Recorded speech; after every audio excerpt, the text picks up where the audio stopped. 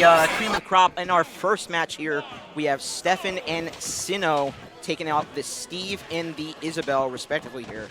We'll see on small battlefield how this first chapter is going to be written for Failsafe Finale. Starting off very commanding, very early combo here from Steffen.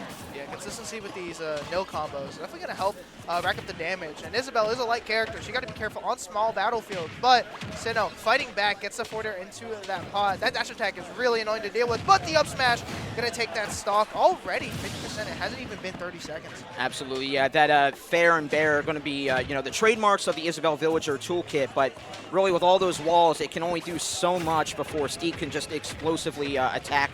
And again, another commanding combo with gold tools that time. Trying to get a trap set up, but I like the bravado sort of Isaebelle, but you have to be careful about those balloons popping on recovery. Exactly. And for now, it's just Cynnoh really struggling and kind of just pushing for getting an early kill, because you see earlier with that fishing rod, just trying to send Steffen off stage, hoping and praying that he doesn't get a jump, he doesn't have a jump, wasting air dodge here and there. Balloon popping actually saving Cynnoh, but not going to save Cynnoh from another up smash.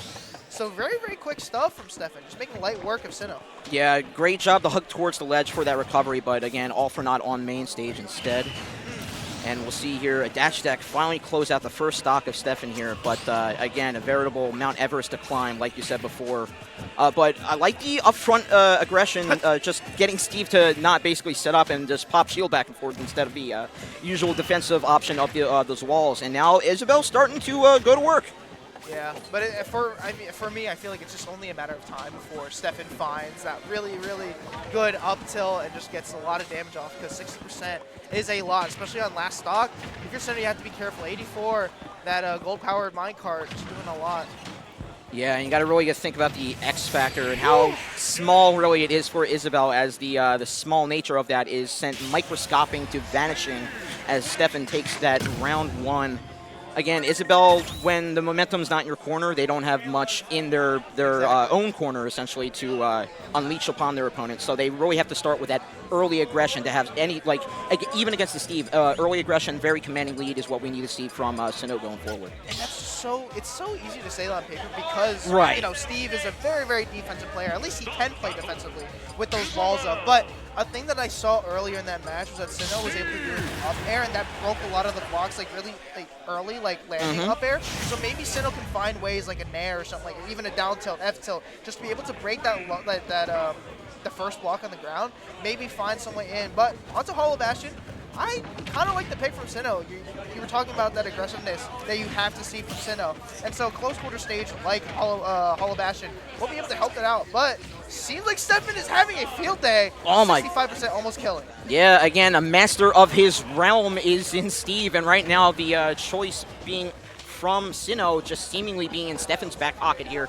Again, Hollow Bastion being able to set up with that lower platform in the center is basically a roof on top of the entire stage. And again, that instant anvil going to take out first stock. But here comes the charge from Cynnoh, using that triple fair to force Steve out. But again, having to retreat with that very slow upbeat back to main stage, I would have liked to see maybe a little more aggression off stage to sort of at least keep Steve guessing on how the move going forward. Exactly. And it's just a lot of Cynnoh not being able to get the setups that they want to get because of just how consistent Steffen has been, just running back, playing defensively, getting these walls up.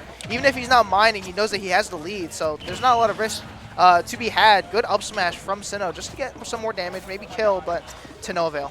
Yeah, serpentining around the blocks that Steve was putting up on that right side, so shout-outs to Cynnoh there for getting around it, but again, now on the back pedal as they're on the disadvantaged state of this ledge option. Again, and now on main stage, no less, Steve setting up his fortress, looking for that diamond, or actually has one already, so looking for any sort of insurance there. Gets the second one. Why not? Yeah, right. And it was. I feel like Cynnoh definitely could have done something better there. Just going for a fishing rod on block, knowing that it won't break, and then missing those down tilts. That was. You can't be making mistakes like that, especially against Steve. But gets the fishing rod, gets the up throw on it, and that's very, very good move for Isaebelle. And before that back air hit, 79% was pretty respectable, but now you're climbing ahead and facing down a diamond infused Steve. So it's going to be very hard. Thank God. Okay, I was about to say thank God for the balloon had the laggy hit, but all the same with that forward smash going to take out. And Cynnoh still looking to get something started. Clash is an opportunity here. Gets the dash attack in as well. Great up air, only 2 turnips in, and just snakes underneath with that Diamond Axe. Yeah, 65% just off of 1 hit. That's what makes Steve. That's what makes him the best character in this game. I don't get enough of him over in Philly, so like, this is all fresh territory for me. Lucky. We have like 4. So, oh my word. Oh, misses the down smash and a well-spaced forward smash to not get the kill, but send Cynnoh off stage to eventually get this kill. I feel like it's just inevitable at this rate. Ooh, gets the pocket on the minecart. Okay. Gets the throw in and locking down the ledge with the TNT, but that is a close pressure play. Yeah. But just fakes it all. Great little feint to make it an easy 2-0 for Steffen there. I mean, Isaebelle, it was like an uphill climb from the get-go, from the character select screen, no less. Yeah. Cynnoh had some bursts of opportunity there, but again, just charging forward with what Isaebelle is usually known for with the fair and all that stuff. It's usually just so little damage, but you need to accrue a lot more than that to have any advancement on Steve. Exactly. It sucks that Isaebelle doesn't really have like that advanced of a combo game in this game. So going up against Steve, it's just so difficult to be able to try and combat fast moves like up tilt, like jab, even forward air for that matter. Like you only have forward air, you only have dash attack, and even then those are very easy to predict, those are very easy to punish. And Steffen was just on that immediately. So good stuff for Steffen to be super aware during that match and gets that 2-0 to start off on side stream. Oh yeah, absolutely. And as you can see behind us, we have a very packed venue. I believe we have 104 entrants for our tournament today, if I'm not mistaken. That's so crazy. Great turnout here. Again, the final Failsafe. Great love for this scene. I've been fortunate to watch it here and there, so it's great to actually like be here and actually be a part of such a historic little bookmark for the New Jersey Smash scene in general. And I also want to say that not only do we have, like you said, we alluded to, it's a huge tri-state event. We have northeast of the country representation.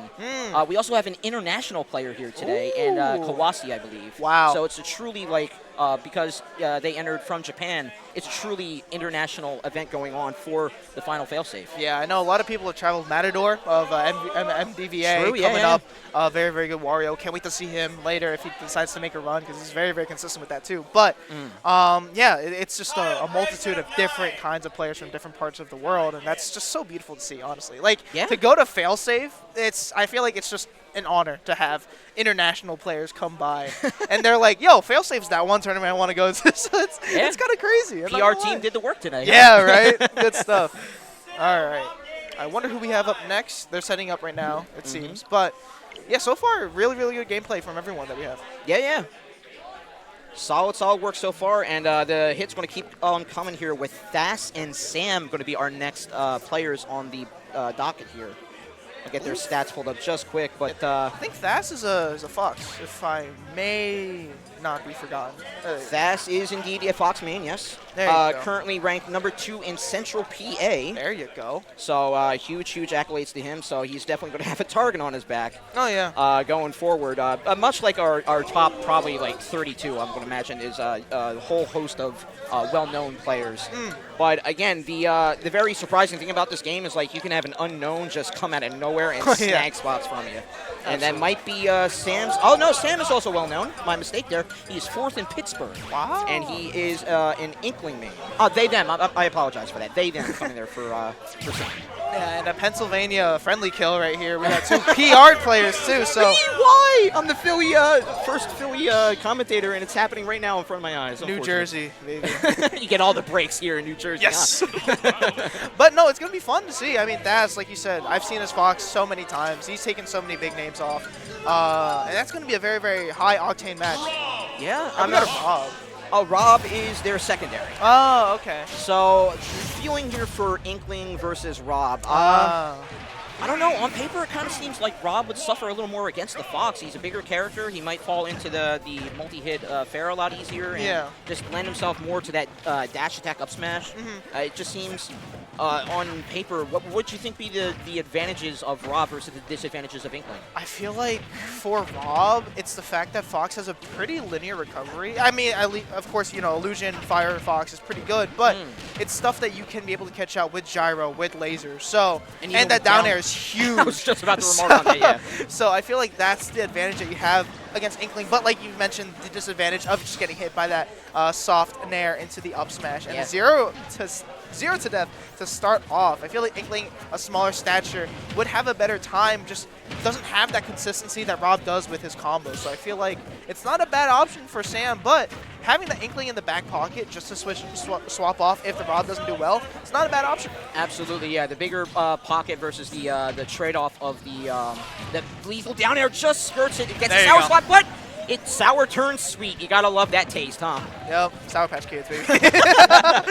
Wait, are you a traditional or watermelon guy? Oh, I like both, but I'm a watermelon guy. Okay, thank God. All right, that's good.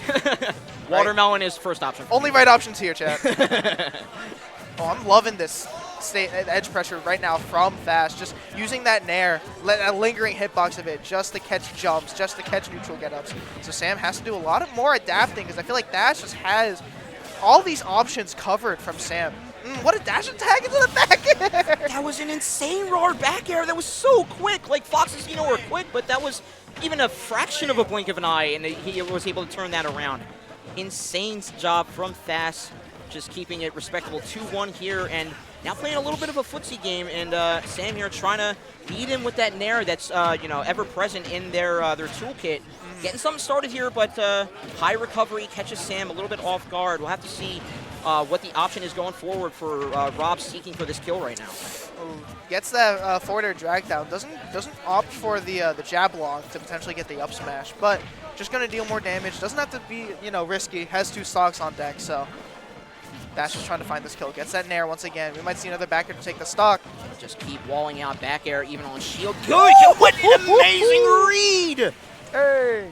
I mean, Rob's robots, you got to read the manual, so. Exactly. And read it front to back, no warranty needed on that one for sure. Yeah, Thass trying to find the power off switch right now. But Sammm is just turning on the heat. 57%. This could definitely be a huge comeback for Sammm should they be able to find this. But constant pressure with that back air is going to be able to take that stock. And that's what you love about Fox. That's what you see every single time. Well, you say love about Fox. Some people might not agree with you, but. Hey, man, I love light. What can I say? There you go. Back air is just such a strong move. It's such a good option as well, just back like on the side of the stage. It's just Fox is so overwhelming with this frame data that I feel like even if you try to act out of shield, you're just going to get hit by a backer. I feel like it's just inevitable with that character. And again, yeah, like you said, Rob being just lending to that bigger hitbox, lending for more hits like that. And, I mean, that, again, raises the possibility for Sammm potentially going with Inkling here. Maybe sort of getting a feel for the Rob, for the Fox, rather. I see a swap here. No, going with the Rob again. So it's just going to be an analytical shift in playstyle here. Yeah, to be able to close it out. Have to adapt at that point, because if you swap off the Inkling, it's like, okay, well, they might not understand how I play Inkling, but it's a on paper worse character than Rob. So it's just like, and the combo's going to be slower. So I mean, the only real combo you can get is Booyah, and even then, Fox is going to probably fall over. But he is a fast faller, so who knows? And that fast falling is currently helping out Thass. With these huge combos. Out of doubt, yeah. Again, same shade as that first round into this round 2 now.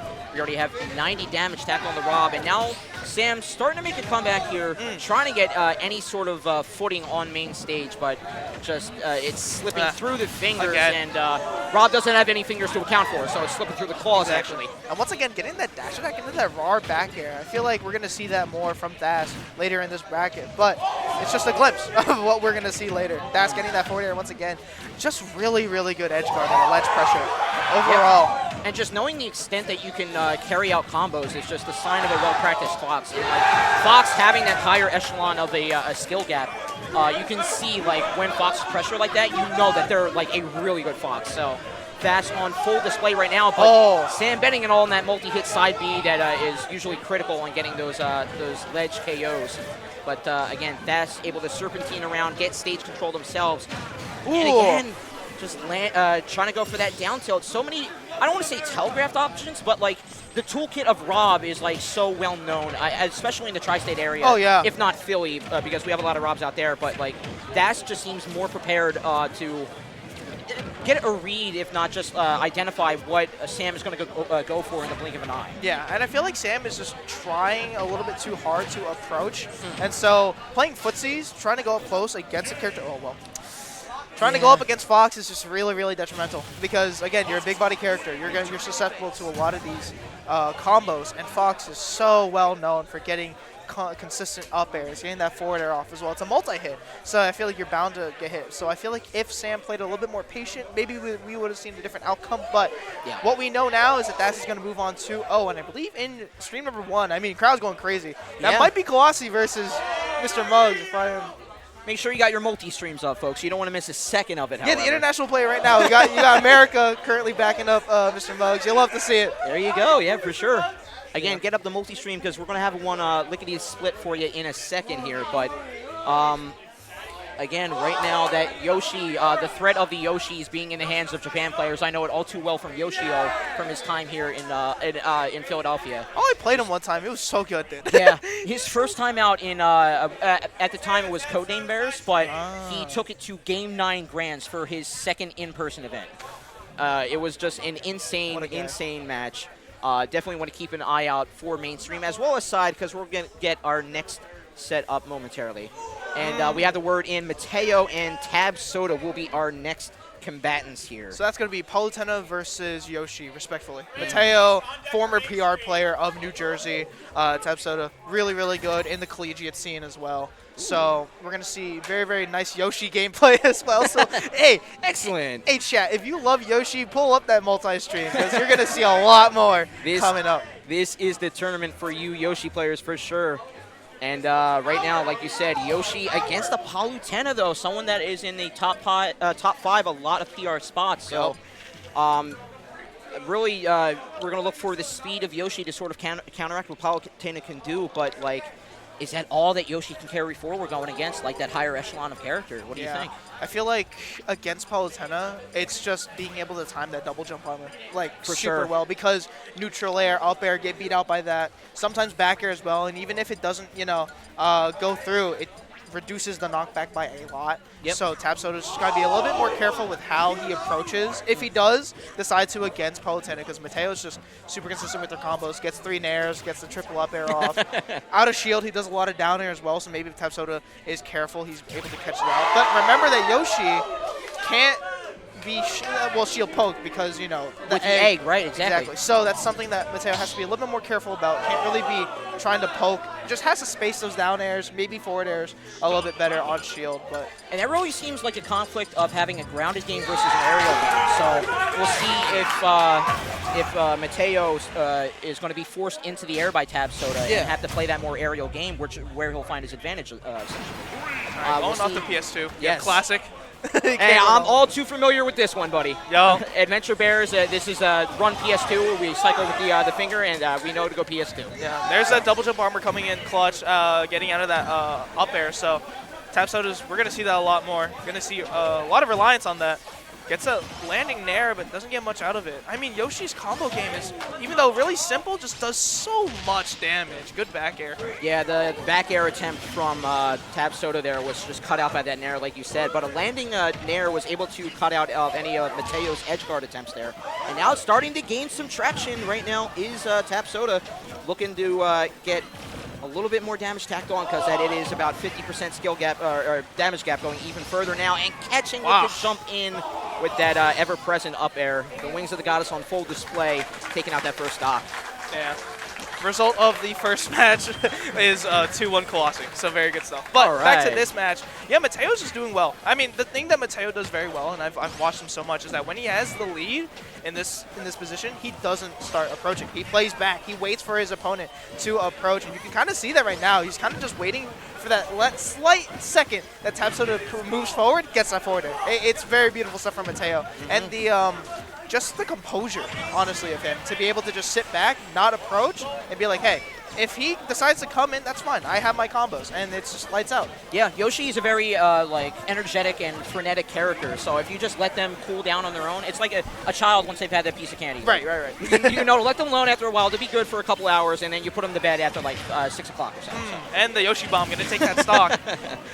So Mateo going to start off fresh. Again, has the lead, so doesn't really need to worry, but once you have Yoshi in rage, I feel like that's when you kind of have to start worrying about finding that stock early, because Yoshi, again, damage output is absolutely crazy, so you have to be super careful and super aware of that. What a conversion. And that quick jump into Nair is like something that you have to be aware of. Like you said, Mateo can play a little more tactfully up close, but has to be aware of the up-close interactions while he's doing so. So great canceling of that fair attempt to gain some ground there, and gaining ground on the inverse on the side of Mateo here. Just triple bear using that shield to its fullest capabilities, walling out the dinosaurs, what Jurassic Park could not do. The Palutena shield is doing well in great respects there. The Palutena shield is absolutely crazy. That move beats out so many other moves like those eggs, like even back air, for example. So let's see here, Explosive Flames try to get safe recovery on main stage, trying to feint back and forth on platform where they're going to advance from. But an up B from the ledge pops him a little more skyward. I want to see a little bit more pressure, because again, you just let Mateo breathe for an instant on main stage, and they can just recompose just like that and just take the advantage away from you. No jump. Oh, doesn't get the nair. Yeah. Had the right idea, just not the punish. Gets that back air. Even percents pretty much from both these guys. Looking for the ledge jump. No, but the air dodge to try and return onto ledge. Not going to work out for Mateo. And now he's on the back burner, but brings it back immediately with that back air. And again, it's because of that energetic Yoshi just throwing out like the entire kitchen sink and seeing what stuck. Something stuck. So great shout attempt there from TabSoda to keep this game respectable, and just climbing away with it right now. 64 damage, 77 unanswered, looking for the fair spike in the end, but still an insane turnaround from the momentum of the first two stocks, essentially. TabSoda coming back with a vengeance right now. Right now, Mateo looking a bit desperate, honestly, to get this percentage. And that's what TabSoda wants. Again, I feel like this is just a match of defensive prowess for both these guys, because once Yoshi gets a nair off, I feel like it's just very, very annoying to get hit by that, but also it's just a really, really good move. Speaking of nair, Mateo looking for a combo of his own. If you want to speak about nairs, absolutely. The nair train is indeed rolling, converting into that up air as well.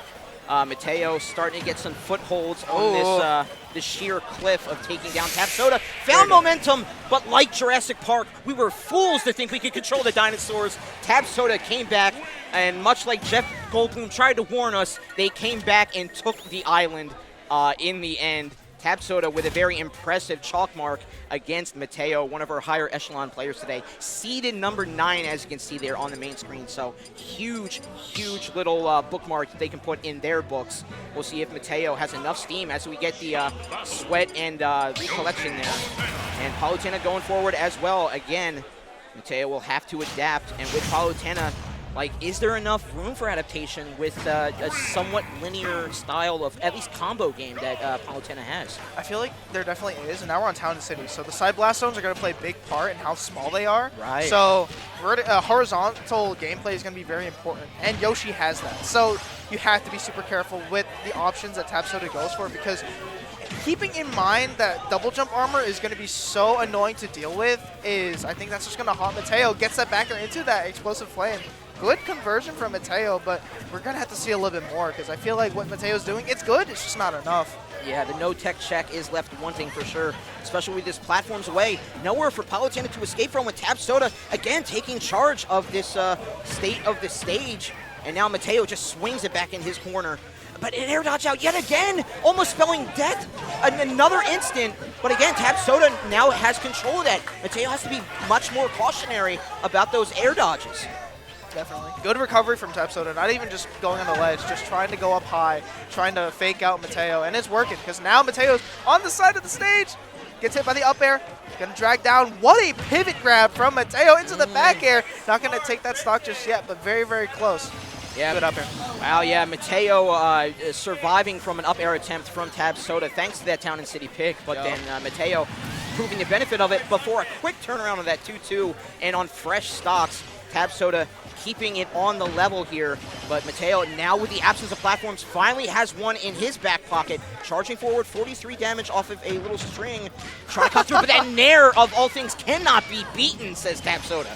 Oh, what a nair to land, catching TabSoda, trying to go for a down air, because we know that that move can kill pretty up high. but that back air is going to be so huge for Mateo. Again, the small blast zones on the side, that back air is going to kill super early. Gets a good dash attack. Hops TabSoda up, and there you go. There's that back air I was talking about. Recognizing the platform option for TabSoda, and Mateo was just suffocating that platform in its entirety.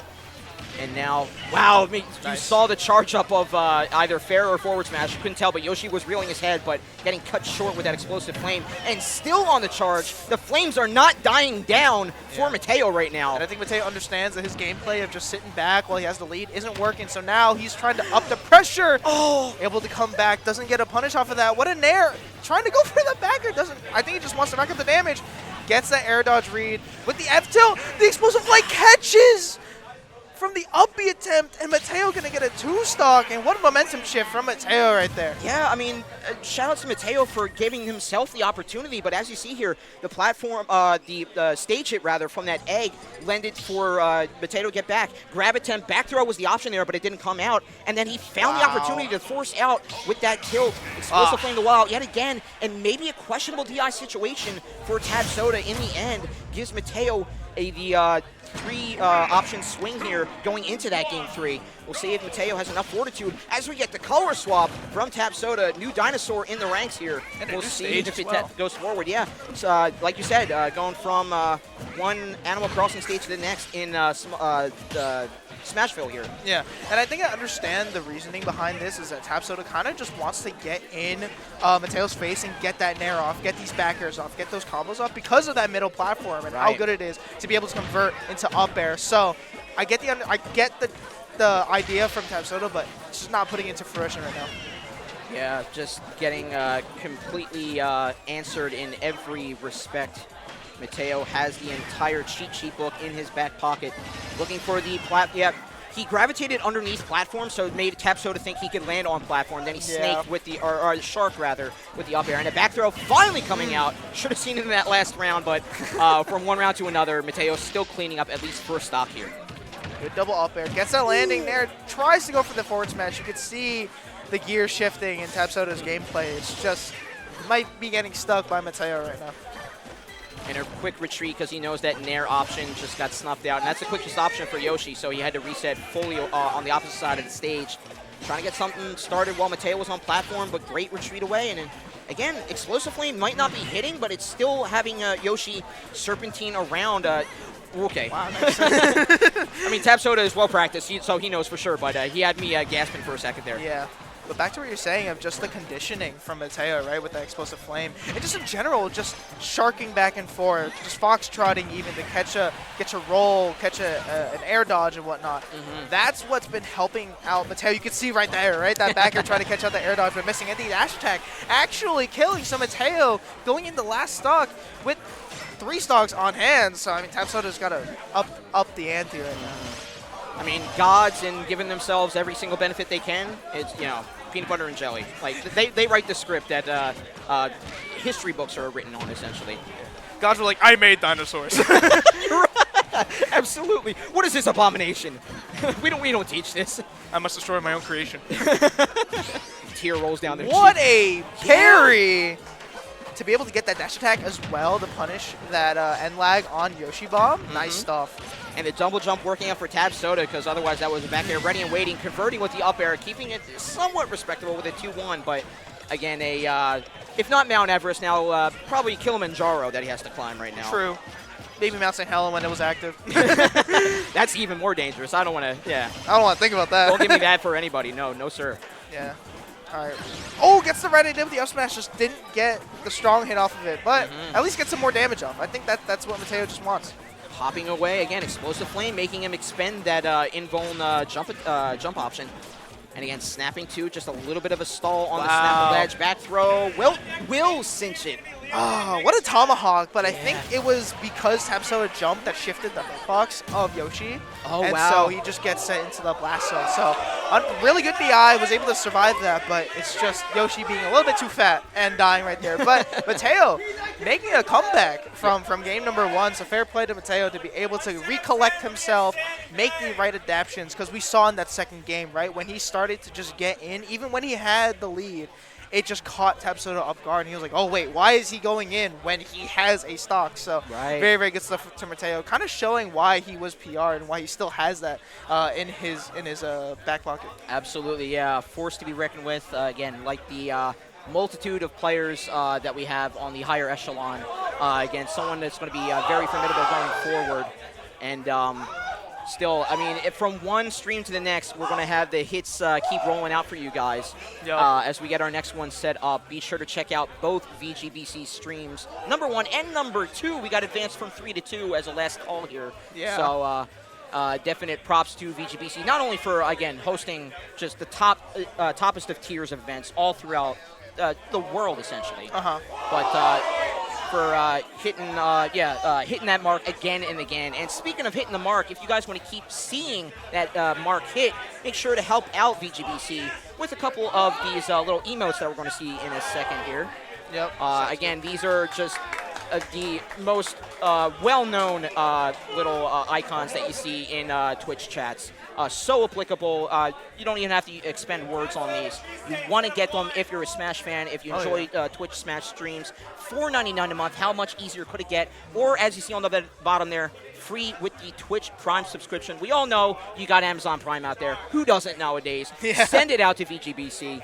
And you get these awesome, awesome emotes to get your point across as quick as possible. And they are just so storied of little emotes. You want them in your back pocket. Absolutely. So make sure to also check out all their socials, like their Twitch, their Twitter at VGBootCamp, their YouTube, where you guys can see VODs of these streams right afterwards, as well as their Facebook. So make sure to like, follow, and subscribe everything, because that supports VGBootCamp as much as you can.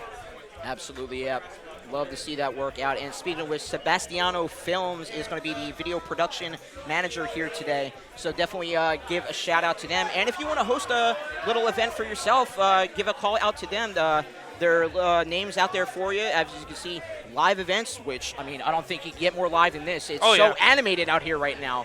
And as you see on the end, esports, so they're so familiar, I'm sure, with the Smash scene, as well as other fighting game markets out there as well. So definitely give them a shout out if you're looking to plan any events for yourself. If you want to be the next Failsafe, as we get our little swan song here tonight, your best bet here is Sebastiano Films. Yep. And we do have our next player sitting down here, and it is going to be probably the man with the biggest target on his back, sitting down, Jakal. Jakal! Love seeing the man out here. He invades my venue so much. Yeah, I see it so many times. Oh, we got Ram, so that's going to be Snake against Wolf. Of course, Jakal's Wolf, if you guys don't know.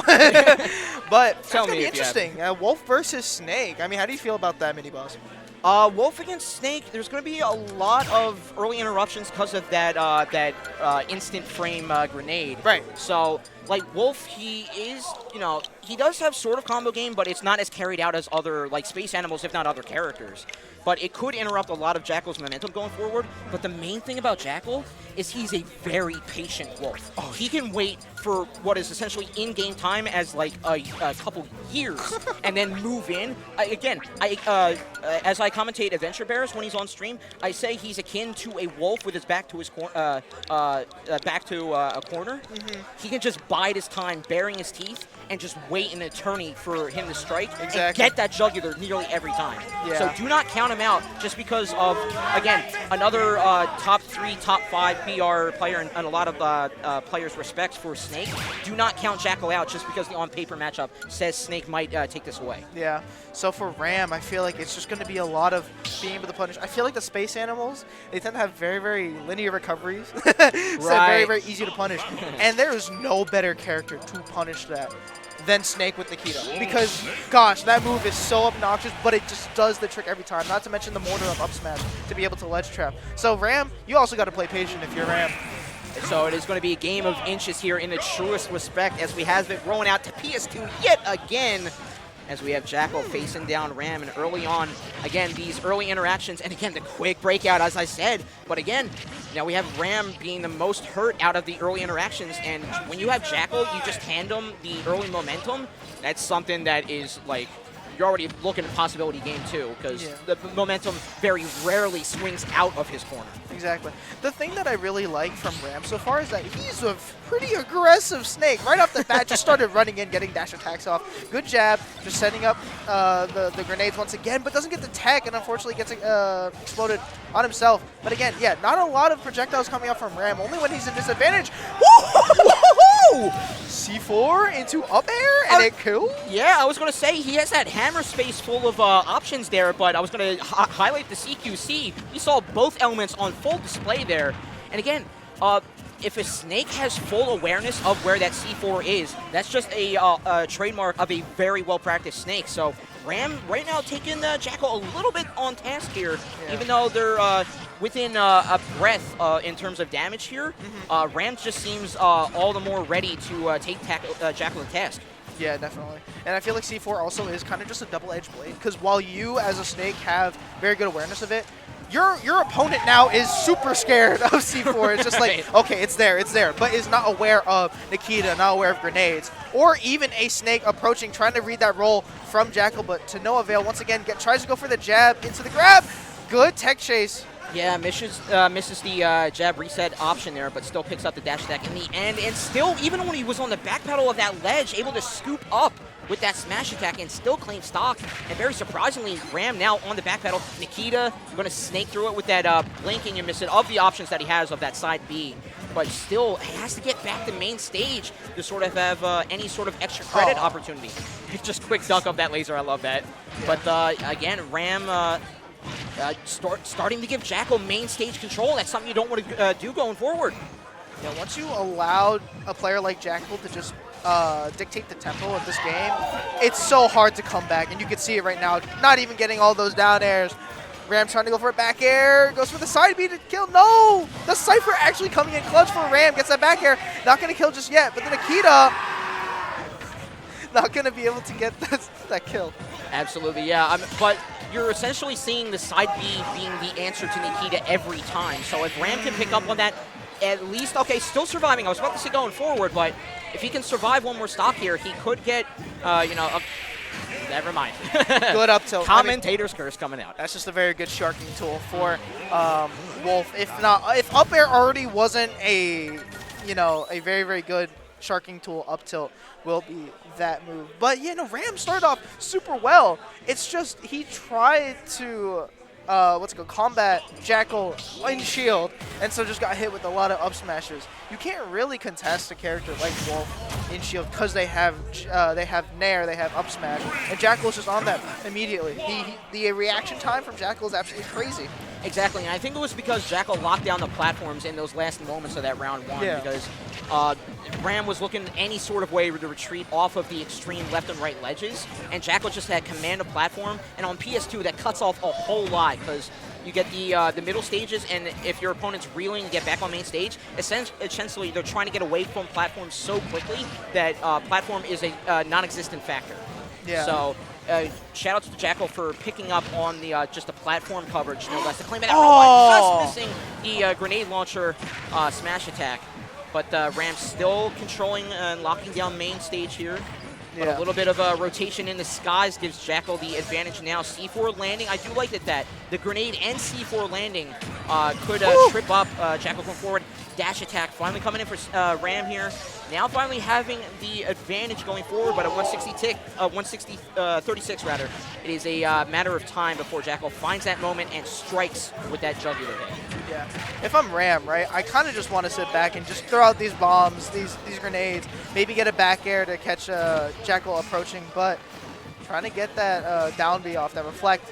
Not seeing a lot of that from Jakal, which fair respect, but getting that dash attack once again to finally take that stock. Now Ram kind of trying to increase the speed and the tempo of this game by just approaching, gets that down air off.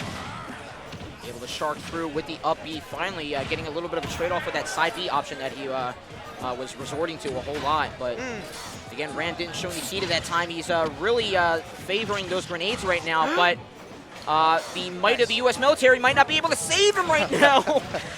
Again, Jakal, just grenades being shut down and still just taking the full Captain America, I will eat this grenade for my troop.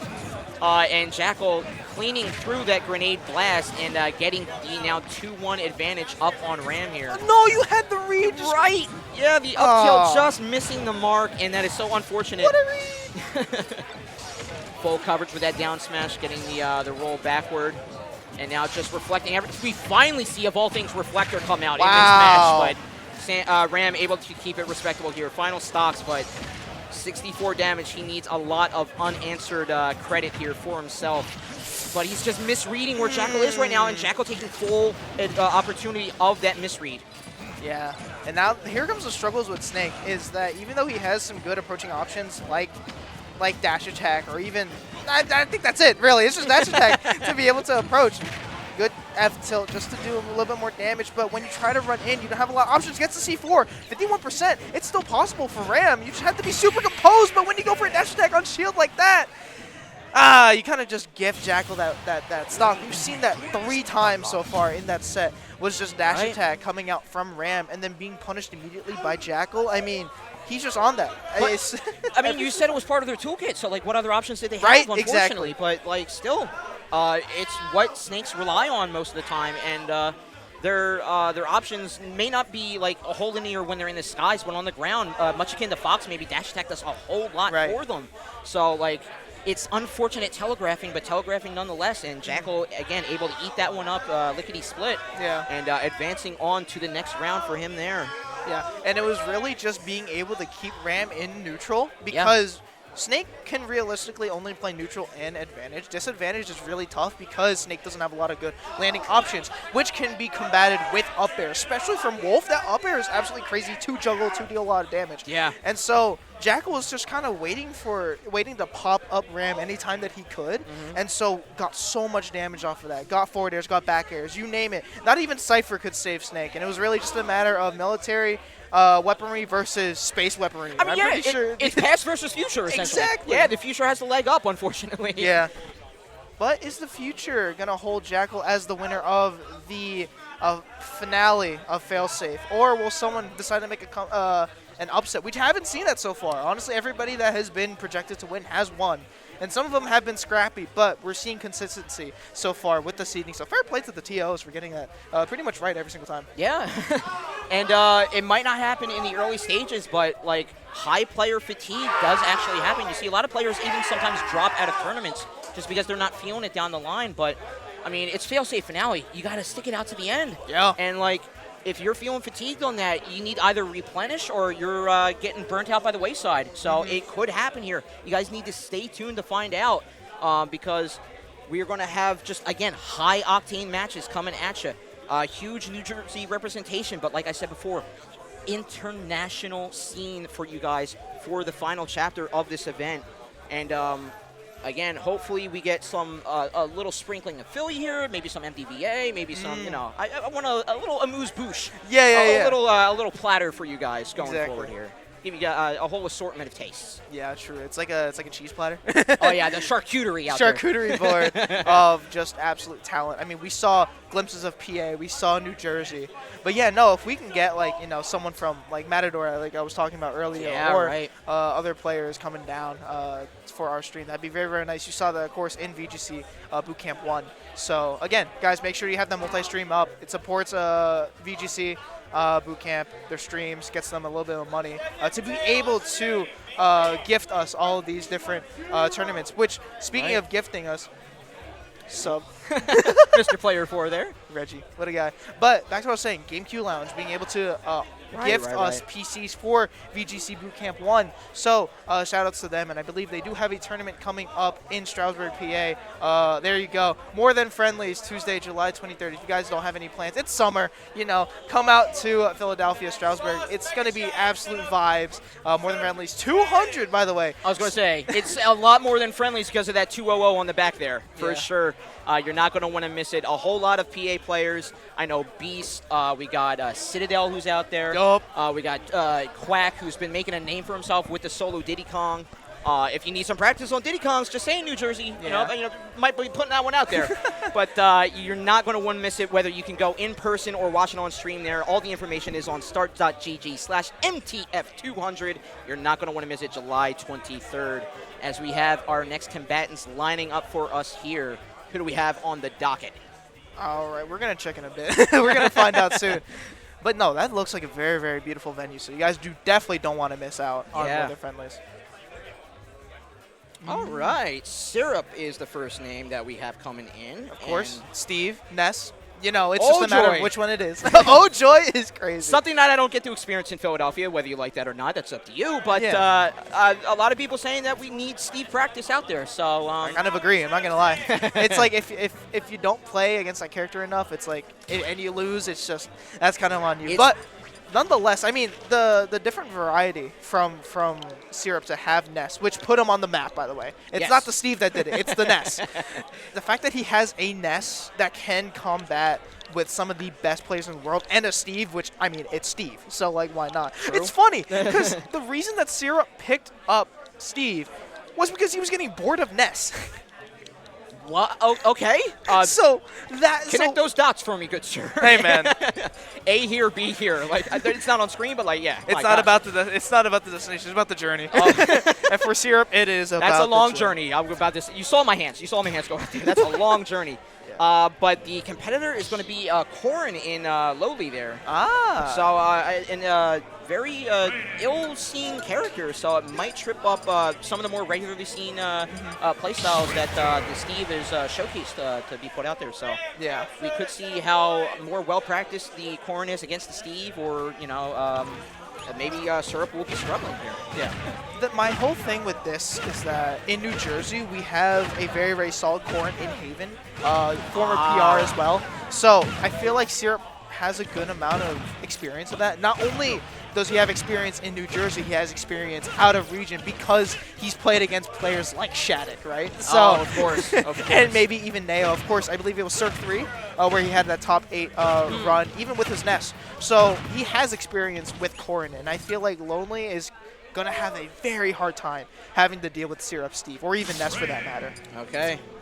And let's see, the name of the game is, for usually Corrin, is just juggling with that Nair, and again, if you give Steve just even a second to breathe, they're going to platform or anvil, and they can escape such pressure like that. So like you said, it is going to be an uphill climb, but we'll see if Leolee here has I guess the reaction time to go up against Steve, like who can pull out those instances very quickly and just sort of escape like that. Well, the good thing with Corrin is that forward air, nair, even up air, back air can be able to break those blocks pretty easily. Yes, they are slightly multi-hit. Exactly. So and down tilt's a very, very safe option on that lower block. So a lot of things that Leolee has to keep in mind when playing up against Syrup is that Corrin has options to be able to beat it out. And down air on that top block to then just like auto cancel it and then just dip, maybe get a nair off.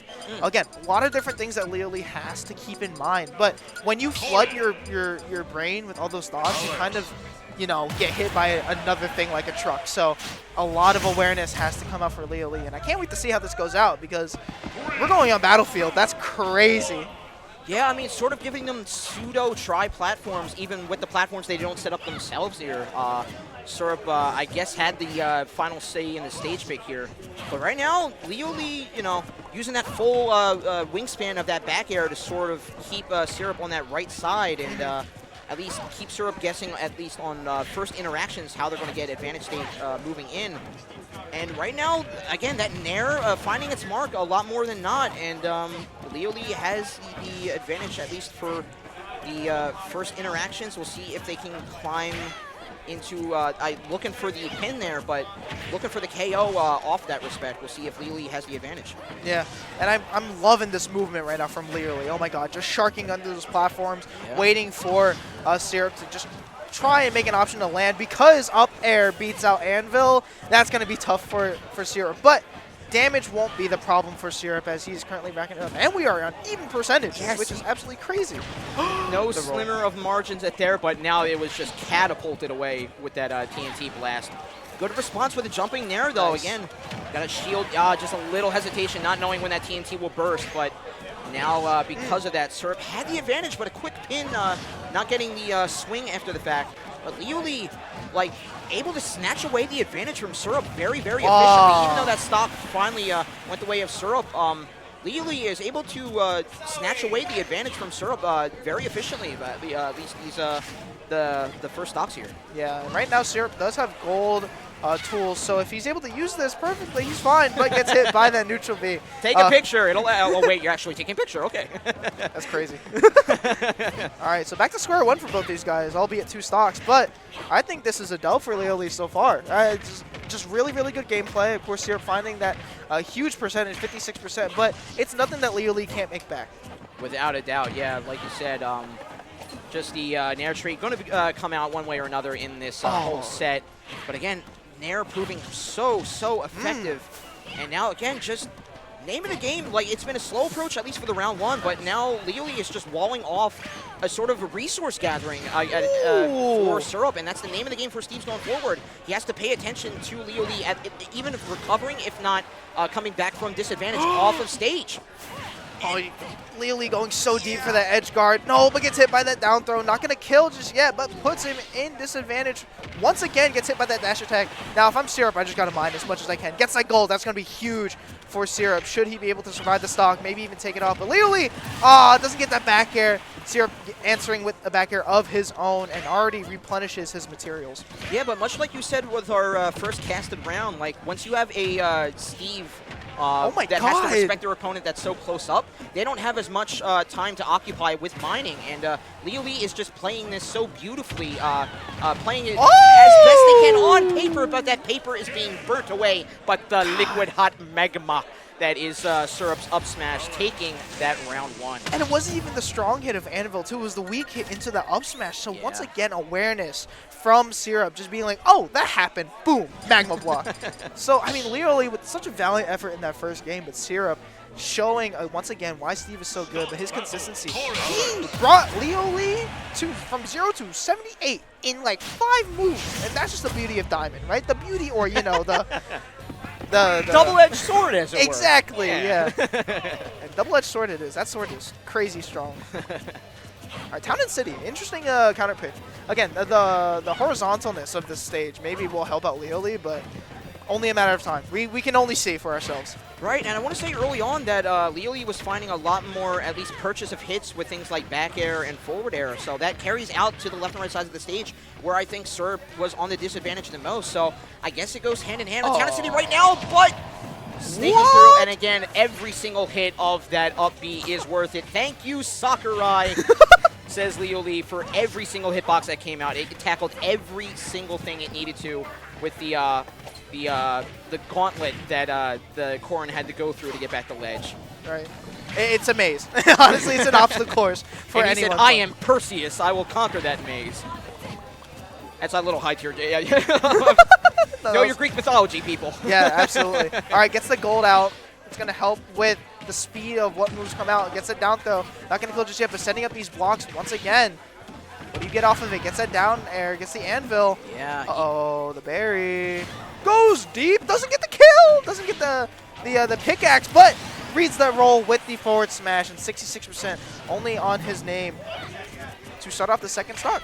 Yeah, like basketball players, they do go deep, but they do need a team to back them up, and the on-stage game had it covered. But speaking of on-stage, another full wingspan back air will be able to keep it respectable. And now still, again, Nair into conversion back air. Great little stunt there from Leolee. But again, just with Anvil in place, basically being a pseudo block to set up this chain coming in. Not even a platform reset needed, just taking Leolee and that Corrin to task, however. Syrup still showing he is amazing wherewithal still going into this round 2. No fatigue whatsoever, but getting cut short with that Saw Blade.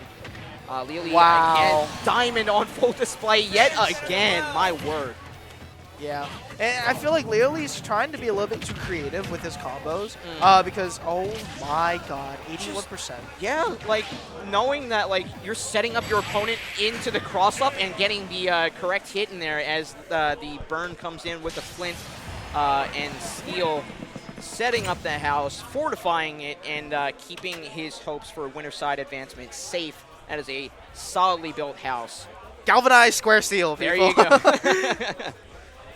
But no, that was just very, very good. Just that stock in general, just deleting it in like a matter of seconds. That's what Steve can do. But, you know, it's funny because you didn't really see that combo come out from a player like Steffen, who we saw earlier on stream. No? You saw that from Syrup. And so it's like, what more can you do with this character? If 81% isn't enough, what more can you do? I feel like Syrup just played that perfectly, even though I was going to allude back to my point, where Leolee was trying to be a little bit too creative with his bunch of hype in the crowd, but facing down the barrel of that Yoshi snout is Mega Chad with a Mr. Game & Watch. Now Wii Fit Trainer, a quick switch in the end. We'll see how the quick swap will lend to their advantage in this round 1. Yeah, so Wii Fit Trainer, very interesting choice. I feel like there's going to be a lot of reliance, of course, on Deep Breathing and Sun Salutation, but a lot of damage to be dealt from both these guys. And we'll see how the Sun Salutation, as it was early called on, already racks on 74 damage, and like 15 seconds pass by. Man, that is a very hurt Yoshi already. And now, we're seeing Kasawi take control of this ledge here. Mega Chad put on the back pedal yet again off this side of the stage. I think you would want a little more stage control, going for a lot of volleyball options there. Do you really want to sort of give Yoshi stage control in this matchup? Yeah, no, definitely. And it's something that, it's weird because Wii Fit Trainer can kind of just sit back on that ledge and kind of just start spamming soccer balls because it's just such a good move. Very unexpected. That bounce can catch a lot of people off guard, like you can see right there. Not really a lot to contest there as well. So Kasawi being very, very careful, gets that nair, missing that tech Mega Chad. But it's interesting why he chose not to go Game & Watch, but gets that back air. Seems like it's working out, but Game & Watch? Never mind. Wow, yeah, quick to retort with that conversion into up smash on that platform track. Great job for Kasawi, again, to keep it 2-2 now, and charging in with those double down multi-hit aerial attacks. Pinning, essentially, Mega Chad to that ledge, but a simple tilt will give Mega Chad a fortified house on that ledge. So Kasawi having to reset a little bit on how they're going to go on the attack here. And going on the attack is what they're doing. But again, just falling short of commanding off the ledges here and off of main stage as well. Just Kasawi not finding even like the full hit of spike there off of that fair. And again, serpentining around, Mega Chad doing insane work off stage to keep himself alive. Yeah, what a good recovery from Mega Chad as well. Using the very last seconds of deep breathing to just avoid everything that Kasawi was going for.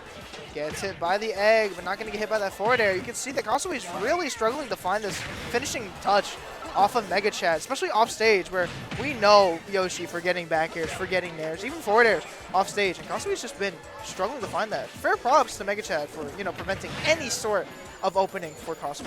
Yeah, and it really, it's the volleyball call-out that's sort of catching Kasawi off time, essentially, on that edge guard.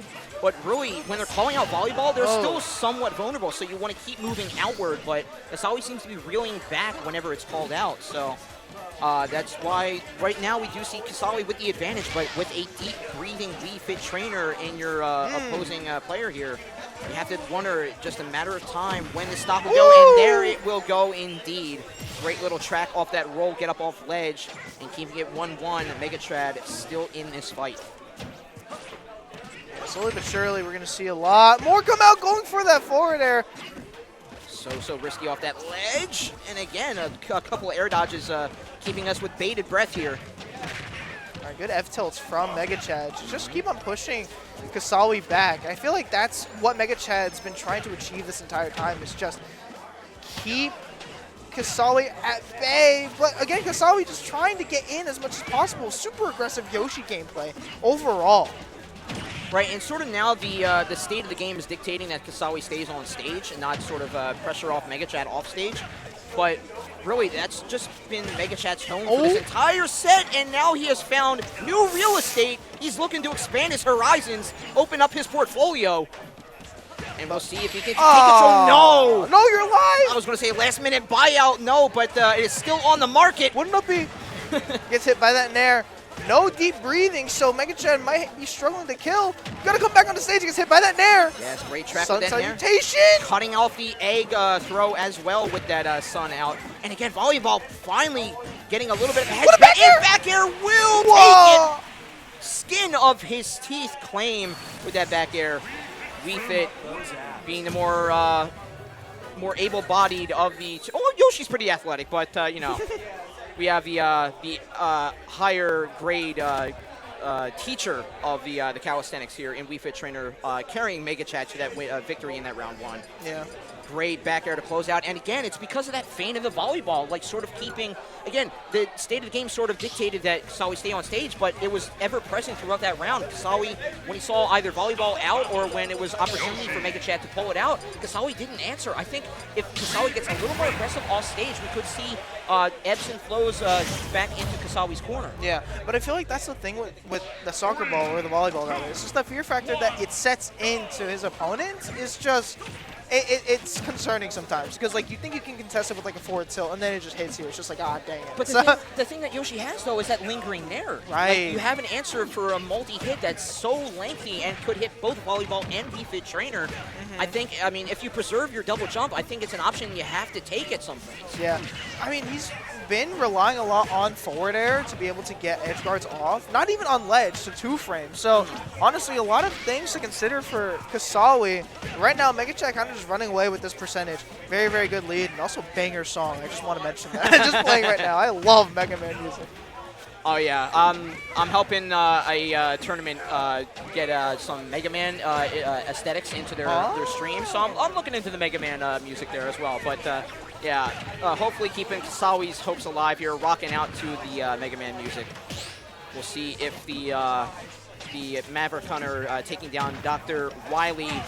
And speaking of Wily characters, there's none more Wily than the dinosaur in Yoshi right now. Charging ahead, keeping it a lot more even.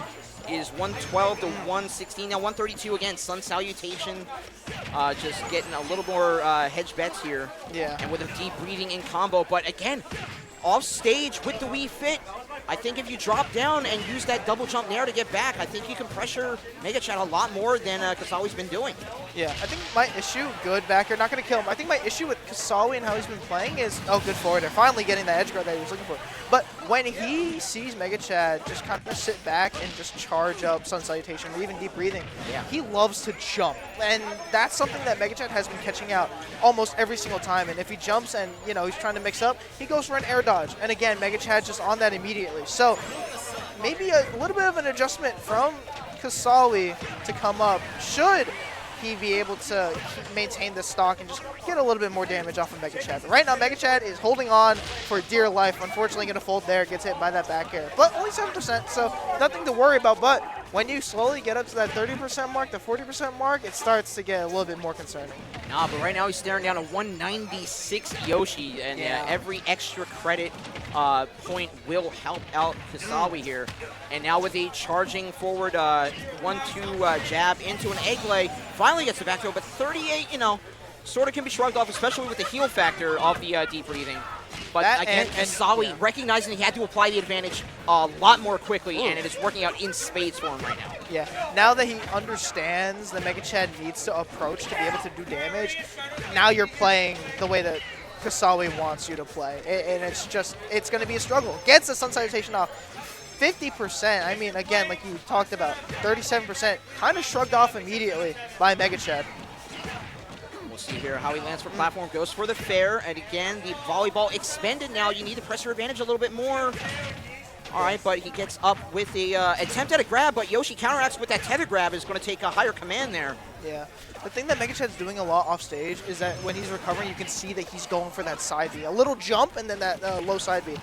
Something that Kasawi has not punished at all. You were talking about that lingering there. Maybe that's going to help out. But I feel like there's just that other hit of, like, the body hit of that side B that could spike. And so I think Kasawi is a little bit concerned about that, too. Potentially, yeah. That's also true going forward. A lot of factors going in. Hops away from the volleyball. Tries to go. What a tech! Amazing tech! You will not see better techs today. Tech. Tech deck coming out for the Mega Chat, and he is on a tirade right now, already getting the full swing. We saw a 198 living Yoshi, an advantage for Kasawi. The tables have been flipped right now, but Kasawi keeping those tables right back down and putting the screwdriver into the foots there of those tables. And now keeping it one stock apiece, both keeping within an errant 1 or 2 hits within each other in terms of percents here. And now a bit Kasawi, again, pressured Mega Chad off ledge, looking for 1 hit to force him offside, but Mega Chad sort of gives him that option. Kasawi went full bet off that ledge attempt there. So we'll see if it pays dividends for him or will be a negative in the books for him.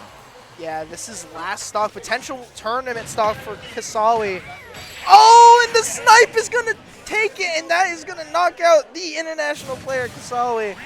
Mega Chad, oh my god, it was really just unstoppable force versus a movable object. And Mega Chad was really keeping Kasawi on his toes the entire time. But I think it's just that false pressure that comes with that volleyball. And you can see right there that just did. I was going to say, like, if you're in unstoppable force is a volleyball, you got to put some work in the gym, my man. Haikyuu, baby.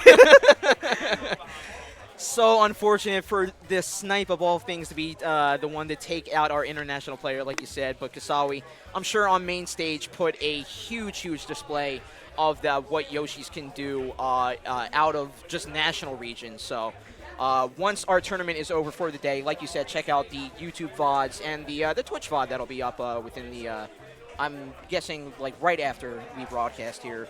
So. Yeah. Hopefully there isn't another, thunderstorm, a little power outage. Fingers crossed. Commentators curse might come in clutch there. Or if we had that kind of power, my word. Fortune cookies.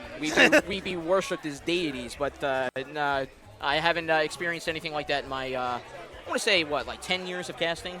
No godhood for me, unfortunately. Dang. I still got to go through the trenches. True. I still haven't gone through the trenches yet. I'm a fairly new caster. Probably like you got here, man. Yeah, right. You're here. You should be here. If you're not in person, you should be watching. You should be sharing this out with your friends who are just any sort of fanatic of the tri-state smack scene. Because again, not only tri-state, which you're getting the full platter of, but you have just full East Coast, and like you said, Kasawi. Just an amazing talent to show our brethren from the Pacific Ocean there. Yeah. So you do not want to miss a single match, and thankfully, because of the VODs, you won't once you watch this back right afterward. Yeah. But going from after to now, we have our next combatant sitting down. I believe we're on Pool B as well. I know Kelvin is up there. That's a Cloud. But Kelvin, all right. I'm not too certain about our other competitor. I'll pull up the stats at least for Kelvin so we can talk about it as we get that information. Kelvin is a Mii brawler primarily. Oh, really? And they have a backup of Cloud in New Jersey. There you go. I've seen this Cloud a little bit more. But, yeah, again, Mii brawler kind of showing their stuff. Of course, we have Apple Reviewer today. We have Yeast. They're currently making their runs. But Kelvin going to start his run, I believe, in Pool B. So it's nice to see that we're kind of moving along now. We're trucking along with the bracket. Again, fair play to the TOs for being able to kind of just control everything, even in the midst of, a little bit of a technical Absolutely, yeah. difficulty. That is just the hallmark and the sign of a great knit team, and we can't thank them enough for all they do. We're just on-screen talent. They are the machine that drives what we do. Thank you so much. Again, VGBC accolades cannot be overstated.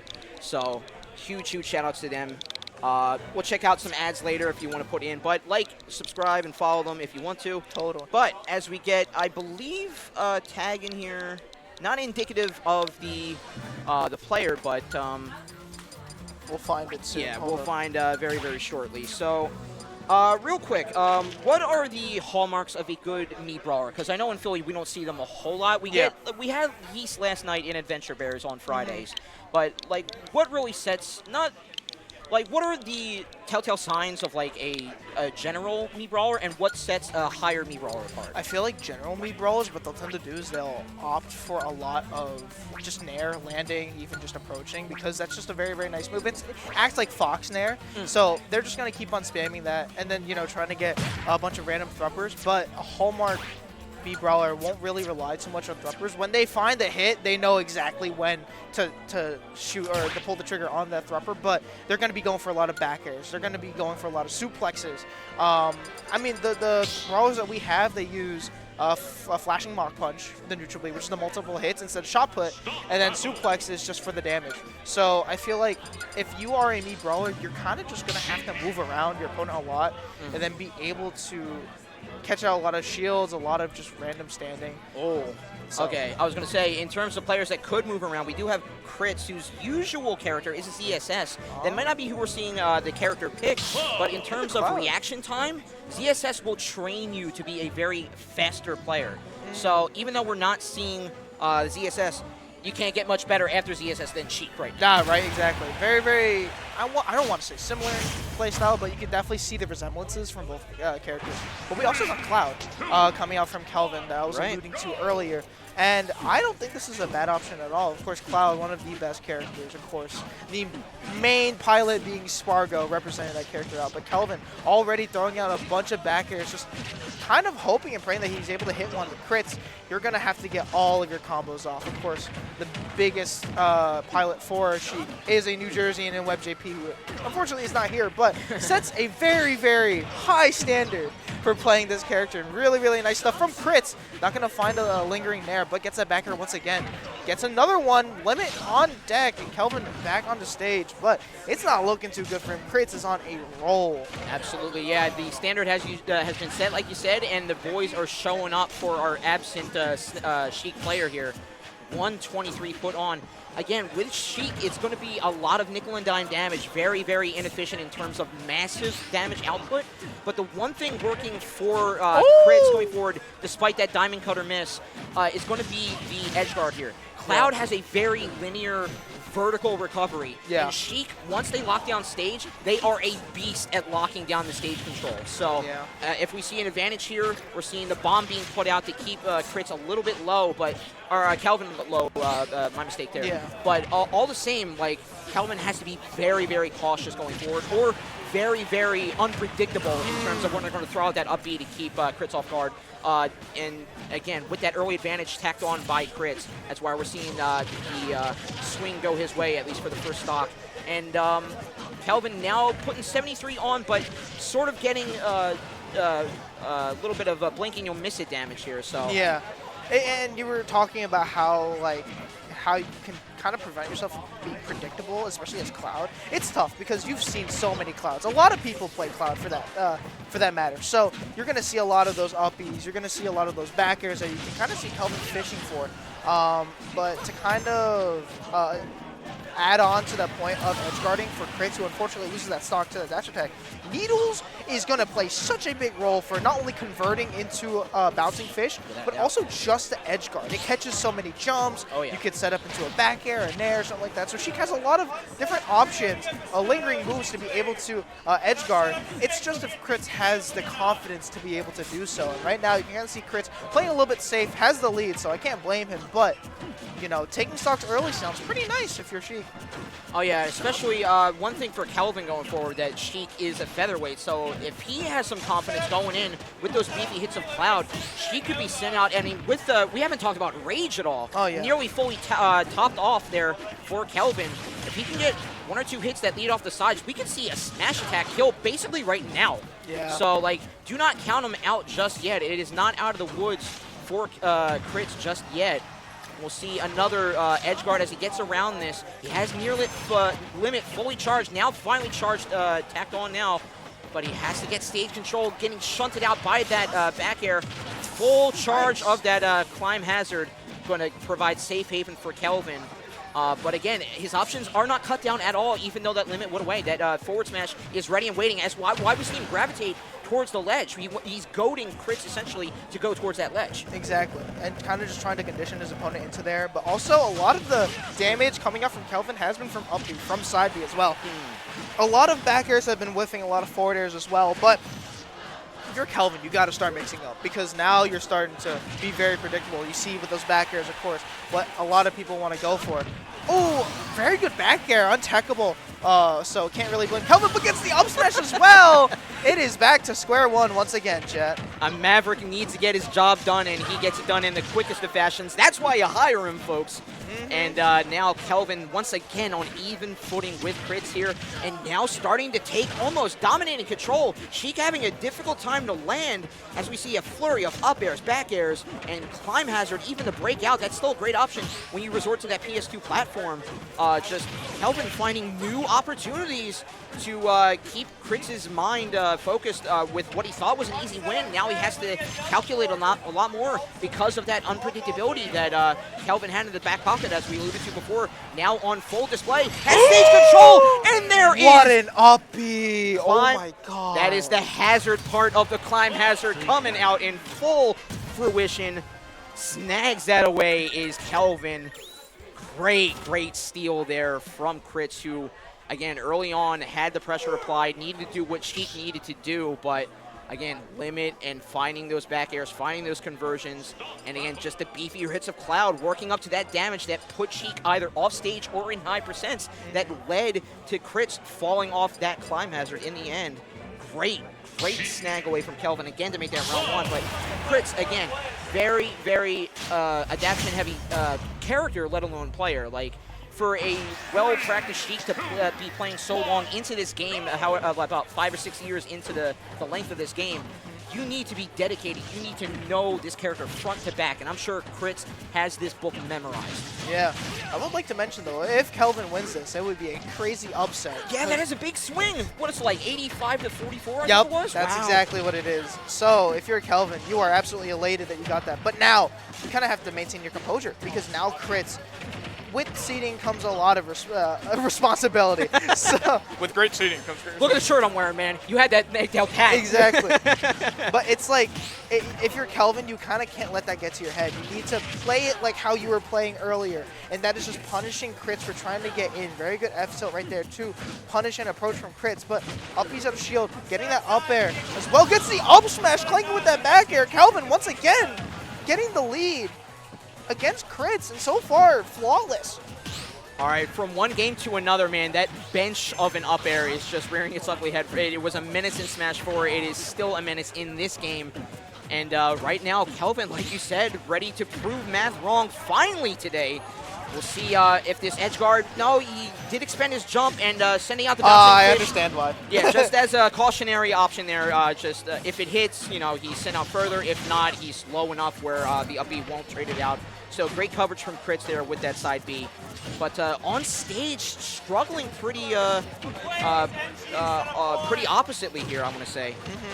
Because right now, just, again, the beefier aerial hits that Cloud has in his toolkit is just making it a huge detriment for Critz to make any sort of comeback right now. And again, limits almost coming back too. You have to account for that.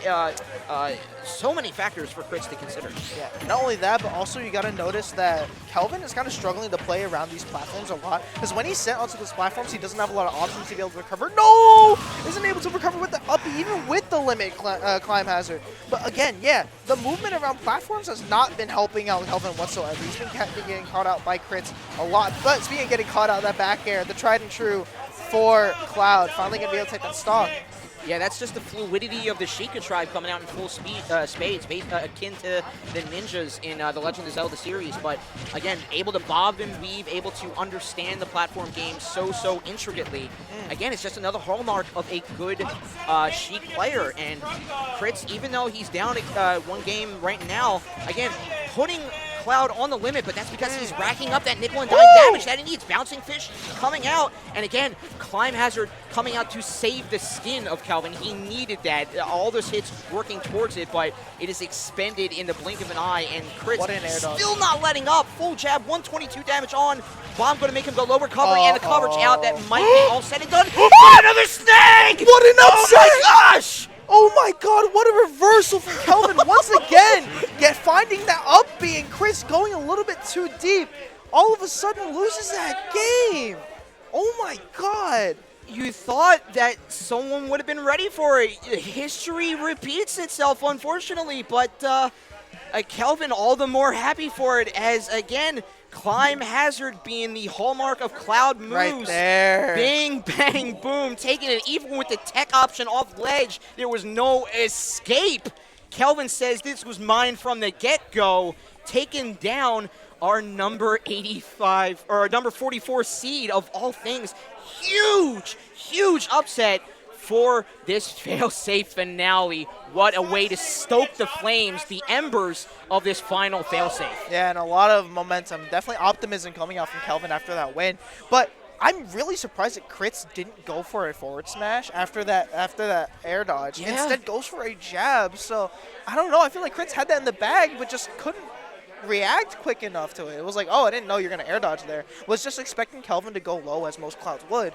So fair play to Kelvin for being able to mix up his options to recover. Even though Cloud doesn't have a lot of options, Kelvin was able to just make the most out of what he had, and gets that kill. And right now, we got New Jersey versus Pennsylvania. Really quick, though, I want to mention that, like, Critz had to go off stage like that because that Cloud was going to get back if he didn't. Exactly. So, like, you can't fault Critz for doing what happened, but Kelvin just had more awareness to throw out that up B in time. Yeah, I just realized he didn't fully commit with the distance with bouncing fish. He actually kind of, like, went backwards, trying to catch Kelvin's drifting towards the stage. Yeah. But I feel like if he kind of just overcommit a little bit, he would have at least had a chance to use uppy to recover. But, yeah, I mean, if you're Critz, back to the drawing board, right? Oh, my gosh. What a drawing board that would be. Like I said, the Shiek's players usually have that drawing board already mapped out. They have it laminated. It's saved on their computer. Just like, if you got to erase all those files, man. Oh man, I do not want to be in his shoes if you got to do all that research. Yeah, absolutely. Unfortunate. Yeah, but next up we have SmashBros Lucas versus John or Josh the Gamer, who is a Rob and I believe also has an Aegis. You would know more about him because he is in Pennsylvania. But this is going to be a nice clash between New Jersey and Pennsylvania.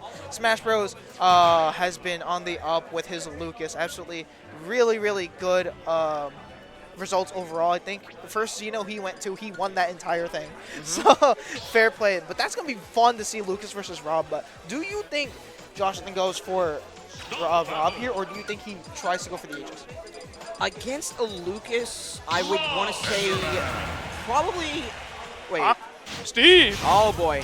Steve! This does not bode well for our scene, I'm sorry to say. But in terms of Steve going against Rob, against Pyramithra, I think Rob would have a better time. Like, Nair is so interruptory. Like, you have multi-hits with things like side B that, like, even if it doesn't find purchase on Steve, it can cut down a lot of interference platforms. And even things like down tilt can snipe underneath. If the Steve is a little too close to his own walls, down tilt can still catch them off guard. So, in terms of Pyramithra, like, they do have the option for speed and power, but at the same time, they're really extremes of those sides. So, having a more well-rounded character like that, and able to challenge Steve in the skies too, no less. Pyramithra has a very linear recovery, much like we were talking about Cloud just before. Yeah. So, like, if you give the versatility of Rob's movements, and, like, if you're talking about versatility in the air with that afterburner, Rob can just parade in the skies for days. He can just take Steve to task in the sky. So I think, at least at first glance, I think the Rob is the better pick. Yeah, I mean, clearly it's working out. Even though it's not the Lucas, it is the Steve. And honestly, interesting choice from SmashBros. I think he understands that, PA doesn't have a lot of not Rob, but Steve experience. So maybe he was trying to pray for that, but I don't know. I feel like going for the Lucas might have been the better option. But he might go the second time. Maybe the first game was just an experiment to see how things would bode for SmashBros. Right now, it's not looking too good. Nah, and even right now, you see... Yeah, from basically a metal betrayal. Rob's made out of metal, but the minecart taking him out. But again, with the assistance of the up air string that Steve's are known for, but catching in the skies. Yet again, another aerial slip up. Steve's just pop into the skies somewhat. They're controlled, obviously, but they hop so often. And whether they're going up with up B or just the huge breadth of range that up smash can cover, it's just danger zone every single time you jump for SmashBros going forward. Yeah, it's funny because Steve has the smallest or the lowest jump in the game. Yet for some reason, they're in the air half the time. I see more composure in Little Mac. Well, they need a beacon in their own game to get like double jump options. So. Oh yeah, that's a good point. And they don't have beacons here, but I don't think there's really a beacon of hope for SmashBros right now, as he's been brought down to last stock. Pretty much the same percentage. Roto Arms coming through, gets hit by that gyro once again. If I'm John, I am gonna try and find the stock early, even with the back air right there, trying to go for it. Gets the right read with the forward smash, just isn't able to hit it once again. Laser coming through, coming back on the stage pretty well. SmashBros trying to read a neutral get up, doesn't get it. He escapes the ever lethal up air from the Rob and John. Again, great use of gyro. Another sort of invasive tactic that John can use going forward. It might not cut down platforms, all things, but SmashBros does have to keep that in mind. Like, he can just throw out a projectile that could find its way. I mean, you just saw a ricochet right there. 3 bounces. It was looking like a Mega Man in like the X Games. But again, the full breadth of that afterburner just covering like 3-4 block spans of what Steve can put out to keep himself safe. Just charging through it, basically like Juggernaut from Marvel, and just able to snuff out that round 1 and give victory to John. Nair is also a very, very good option against those blocks as well. Right. So that's something that I definitely think John is going to keep in mind. But I think SmashBros just has to switch here. Even though the Steve was pretty good, I feel like if you switch off to the Lucas, you have more of a chance because it is someone that you're more well-versed in. But it's not to say that SmashBros Steve isn't as good as the others. It's just I feel like John has his reads down and has SmashBros down to 18. Yeah, there you go. Yeah. You see the Lucas come out. No, and you're absolutely right, because the one thing that Lucas has over Steve is the zoning mechanic. Just PK Fire alone will be able to basically do what John has been doing. He's been able to play that long game, use gyro so effectively, use laser so effectively, and pick and choose his battles.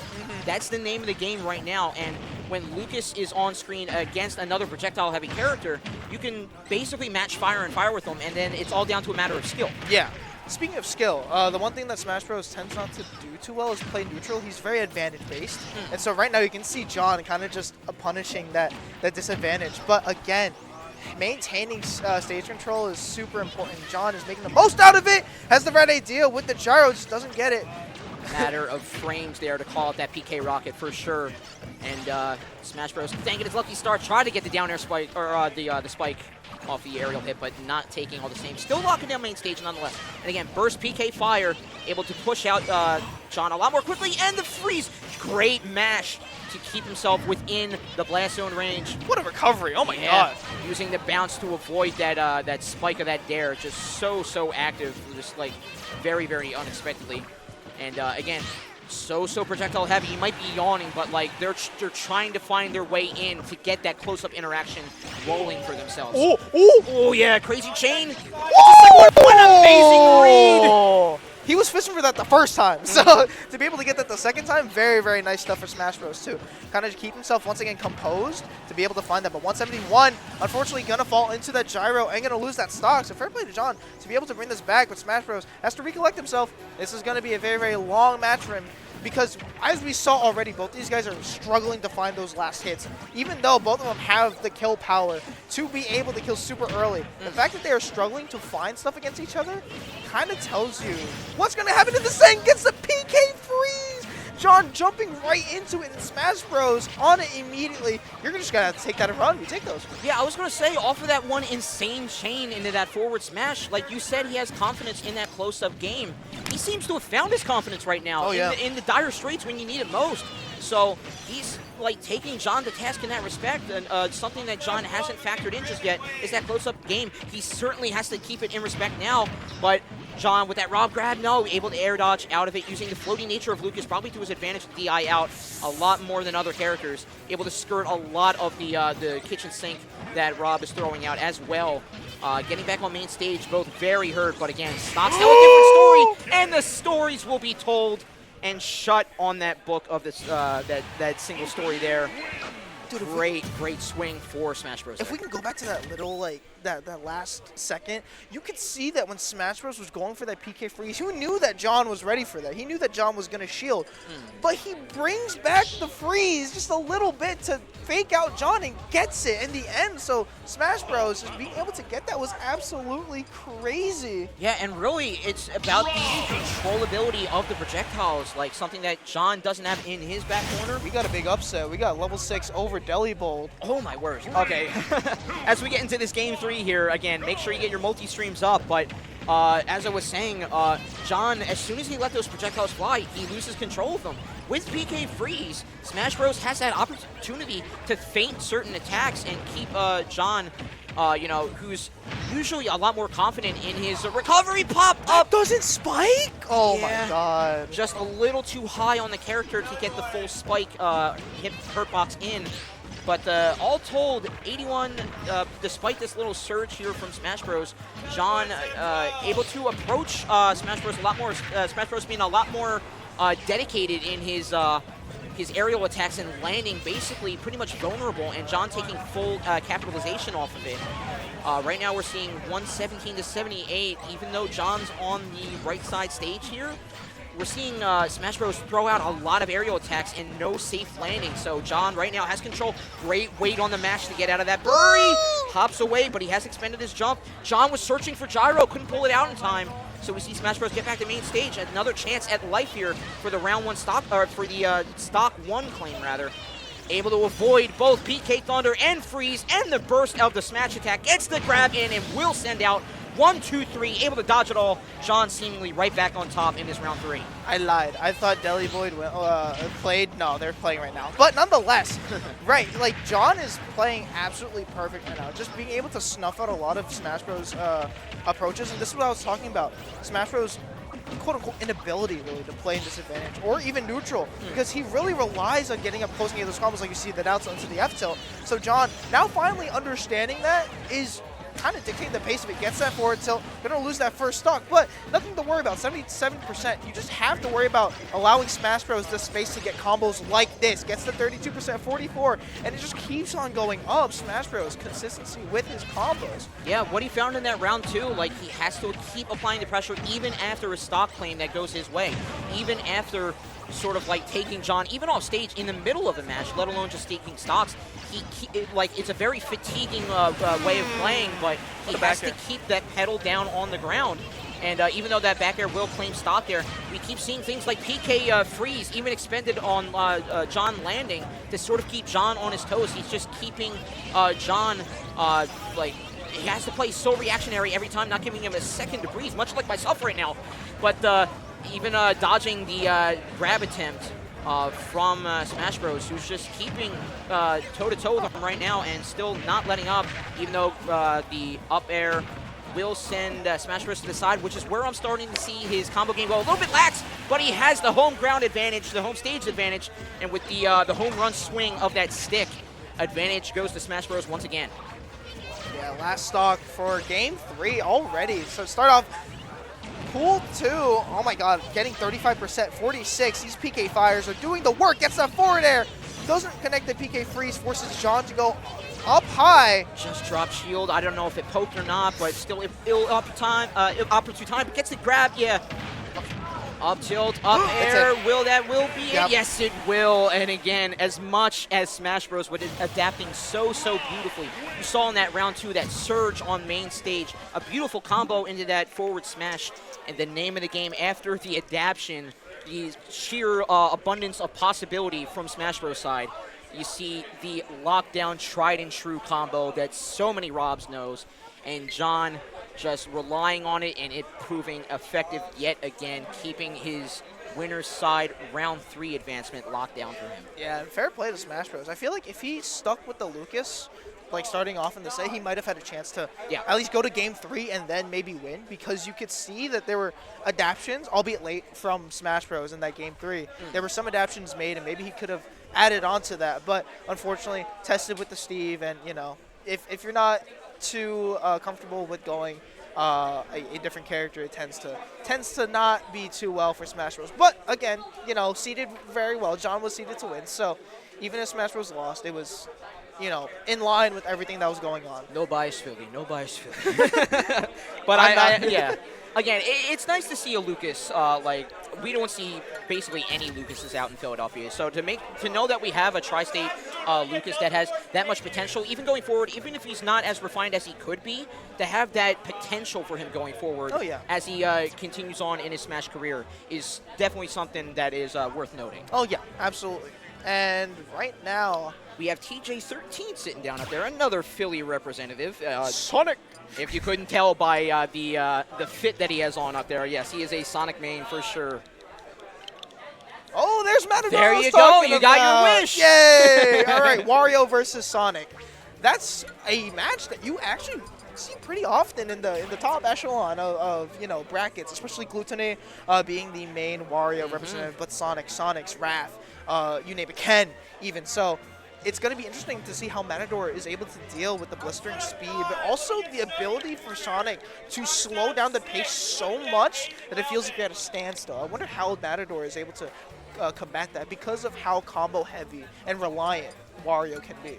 Yeah, that's true. Like, the only thing that you can really think to match Sonic's speed, because Wario, you know, he can dash and he has a couple things off his dash attack, but, like, not a whole lot going for it. Like, you realize that the only option really is maybe motorcycle, but, like, that's such a huge thing in your toolkit just to expend to get close to your opponent. And then there's such a big, like, cooldown on that, too. Exactly. So it's, like, very, you got to be super careful about that. Nair being a very good move for Wario.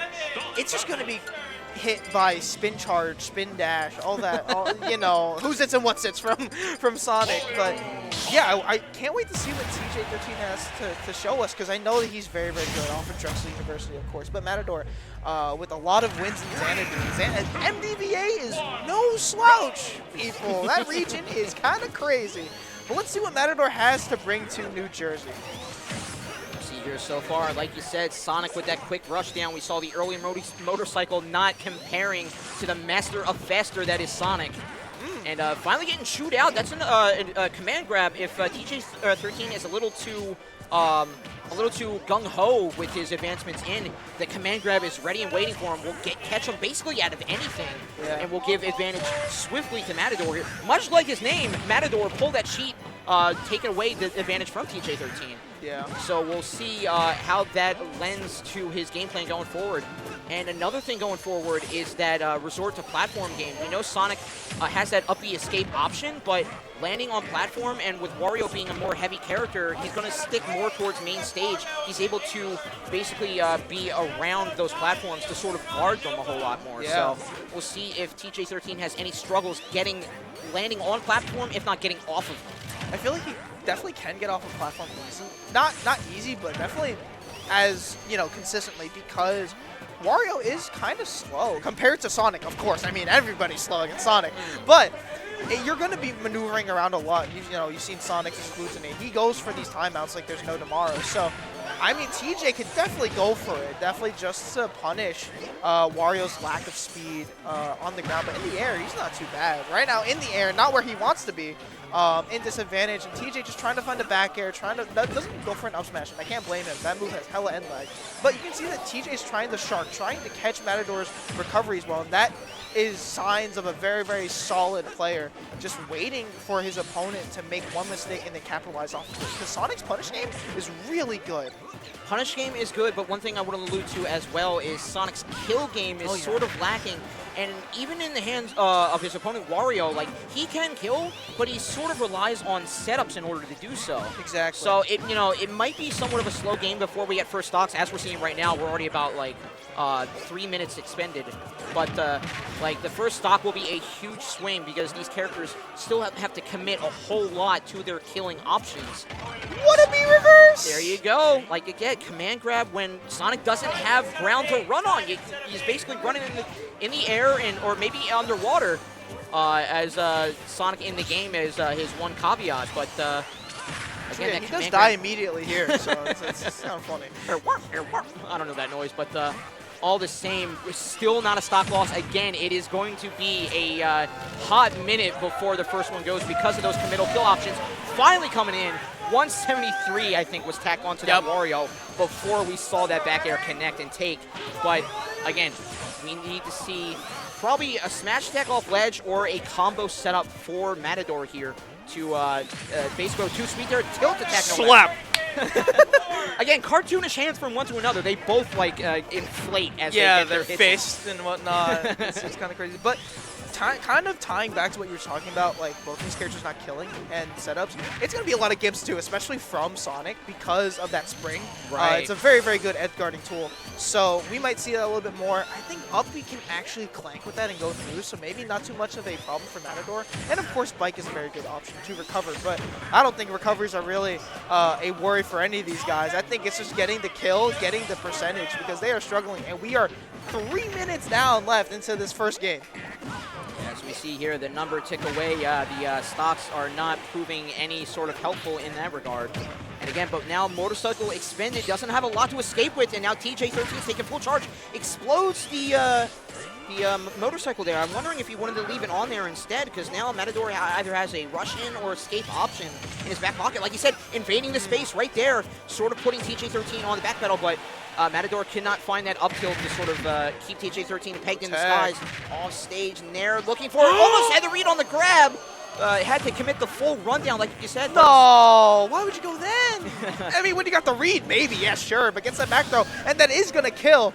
But I'm questioning Matador's, you know, options there, because why would you, if you got the read, why would you go for a grab and not maybe the down be the waft, which could have probably killed, because Sonic is pretty light. And that it's just more coverage, too. Exactly. Like, yeah, you dedicate one way instead of just both left and right sides there, so very, you know, hindsight insight there for you. But all told, Matador is still, again, struggling to find the setup that he needs to take down. Get off my bike! And now he has a lot more damage on, but again, it's sort of set up up smash. Very landing Nair up smash, kind of clean with that. I'm not gonna lie, but yeah, it's the fact that Matador allowed TJ13 to go on a stage like PS2, which, by the way, Sonics love big stages, and PS2 just so happens to be the biggest stage in the legal stage set. So to go to a stage like that, you're kind of asking for a character like Sonic to have more leeway when it comes to approaching, when it comes to retreating. So I do want to see a stage switch, maybe to Town and City, maybe Smash, but we're gonna go back to PS2, and I don't really agree with that. All right, so on paper, not working out for Jellyfish here, but let's see if Matador can find the benefits of it.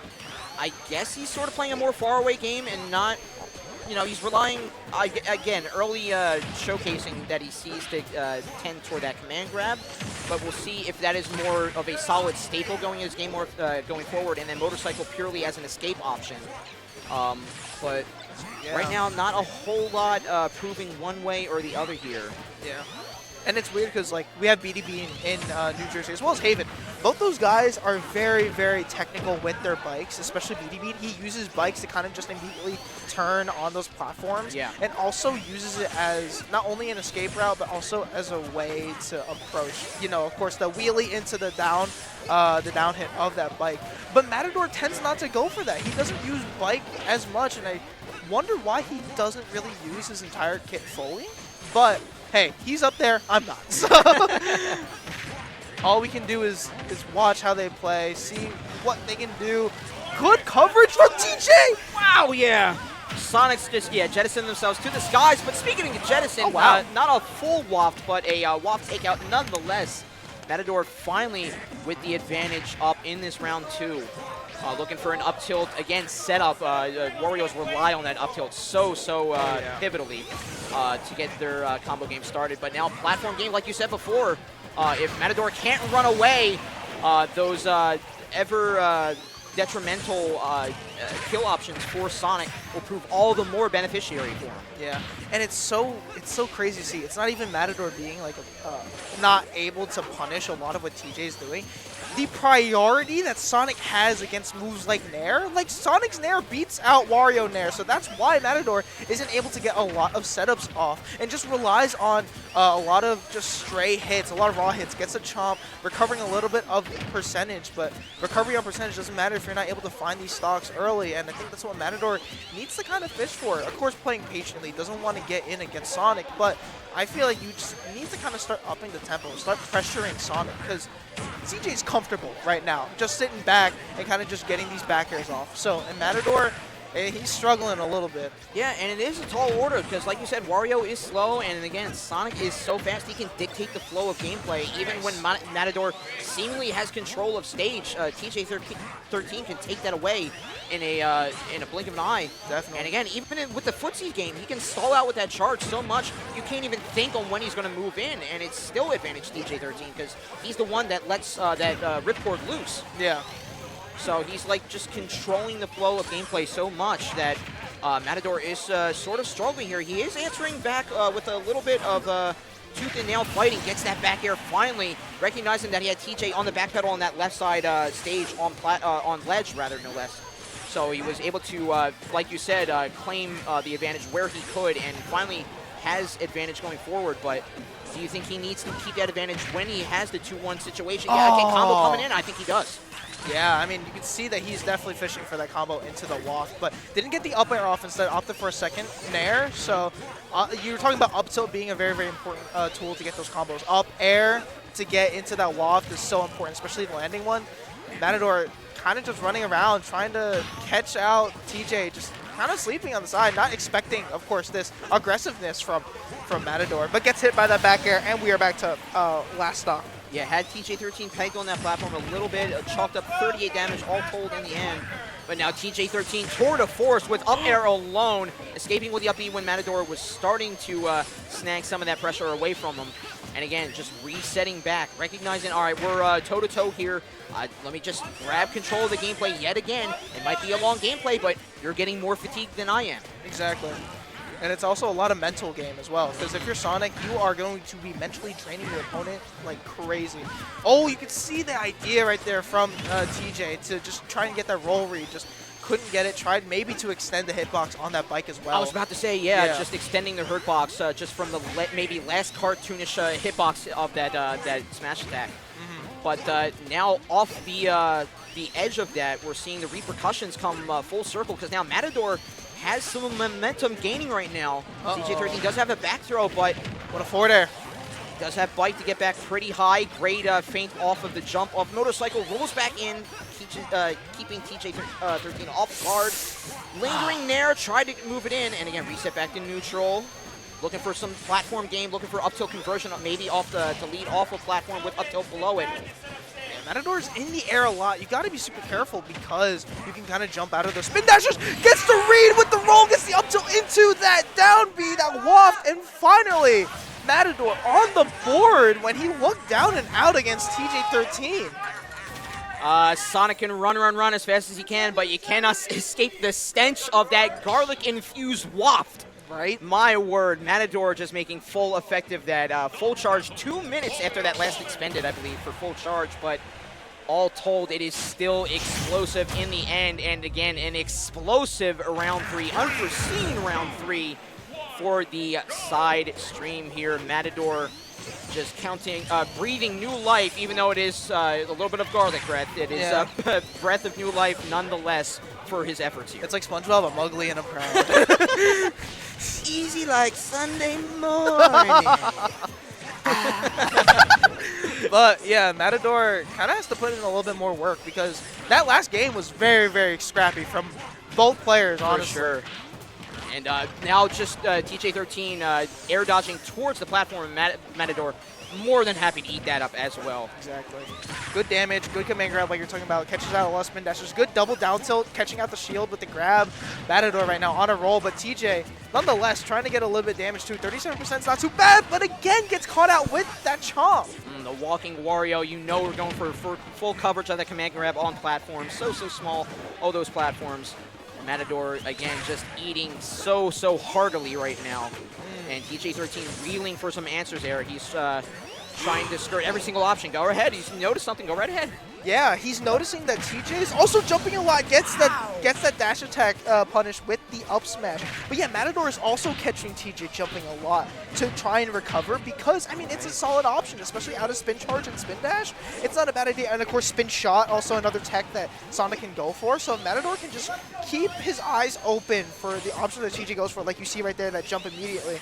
TJ's just trying to play in the air as much as possible. And look at that. You talked about the breadth of PS2. Matador's just cutting off that short. It's like, I'm going to claim this little area, and you're going to come up here and fight me. Like, I don't care if you're Sonic. What a catch! Yeah, there you go.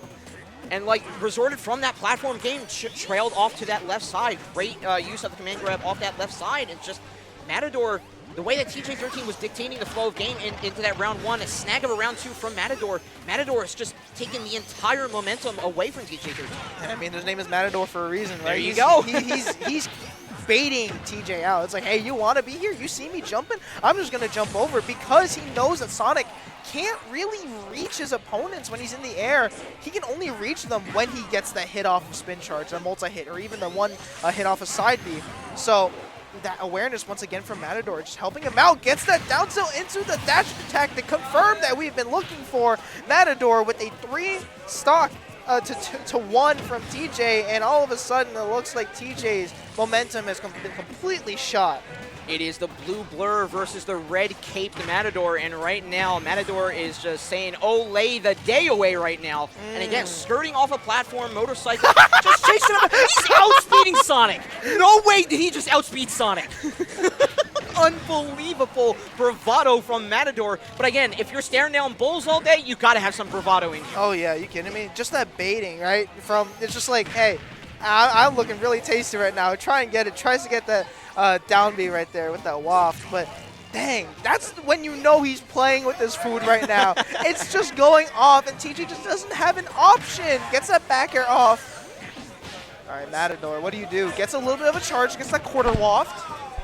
Gets the grab in. Again, resorting to platform, throwing out a lot of up airs, so TJ13 gravitated towards platform, and Matador said the more the merrier.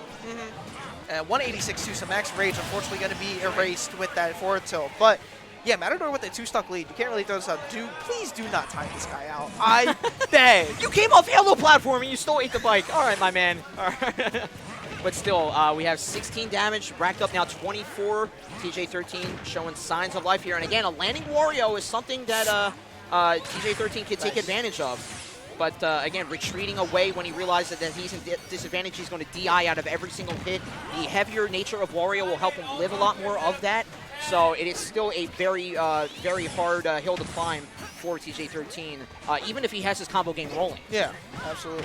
Good back air, sends TJ once again off stage, gets the F tilt, and there you go. Gets the 2-frame that he was looking for that entire time in Matador. Making amends from that first game, just absolutely demolishing TJ in that last game, because now his name, Matador, was fully enforced in that last game, where he was kind of just moving around, just jumping. We were talking about the lack of speed from Wario, but that aerial movement that Wario has is actually really, really good. Yeah. So for him to be able to kind of just move around, catch TJ once again, just knowing that he wants to jump every single time he goes for that side B, that was just very, very good play. And that's why he's one of the best in MDVA, just showing it right there that even though he was down in the first game, he was able to make adjustments to his gameplay. Yep. And when I was thinking that PS2 wasn't really the best option, it worked out perfectly. Yeah, I mean, he sort of dictated the flow of gameplay to go to that platform, and Warriors are known for their lingering multi-hit nair, covering so much breath alone just from a single hop. Because it's a small 1-2 hit, but they still provide a lot of combo potential for Wario, and we saw Matador take full advantage of that. The platform game that he's sort of just like slowly but surely stole away from TJ13 in the long run, and just stole it away from him in the end. Yeah, it was basically just a battle of stamina at that point. Absolutely. And Matador was just endured so much more because, again, he was just draining the energy from TJ, just like having TJ miss a lot of his moves really tacked down on his mental. And so I was like, man, can I really get these combos off? Because TJ didn't really get a lot of combos. I mean, not to say that Matador didn't get a lot of combos, but TJ was really struggling to get spin charge into forward air, even nair.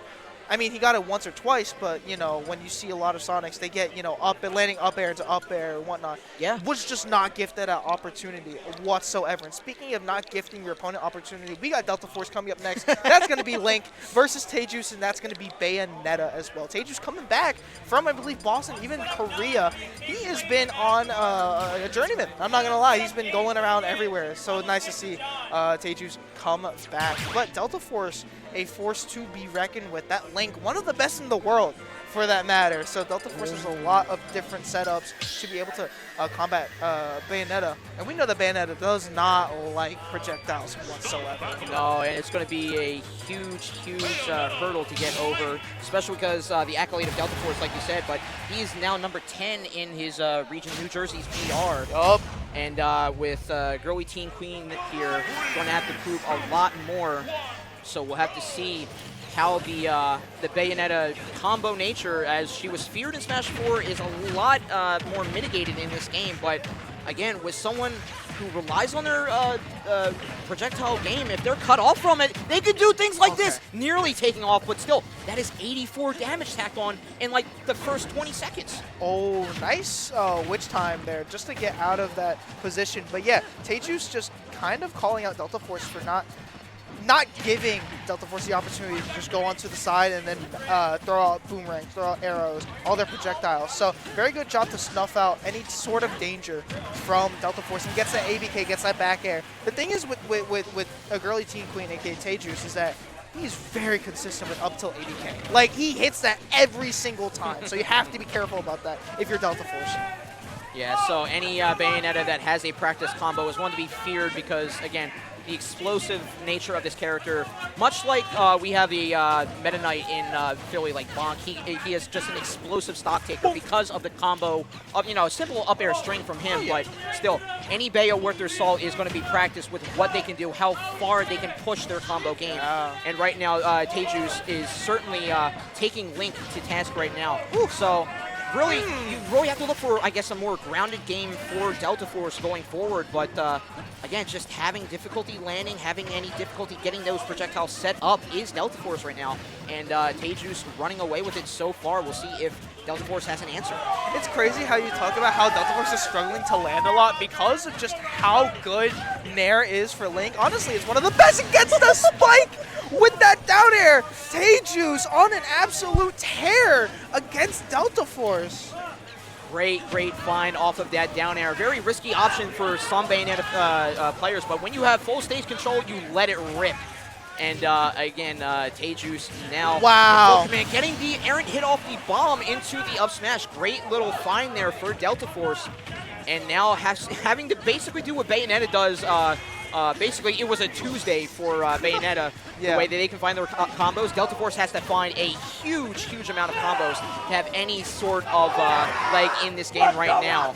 And so far, having to play the faraway game because now Teju's has some breathing room and is basically, much like TJ13 was doing that last round, is basically saying, I can dictate the flow of gameplay because I can be such an explosive stock taker. Great find off of that aerial hit, setting up the bomb, not going to find, it will bounce out.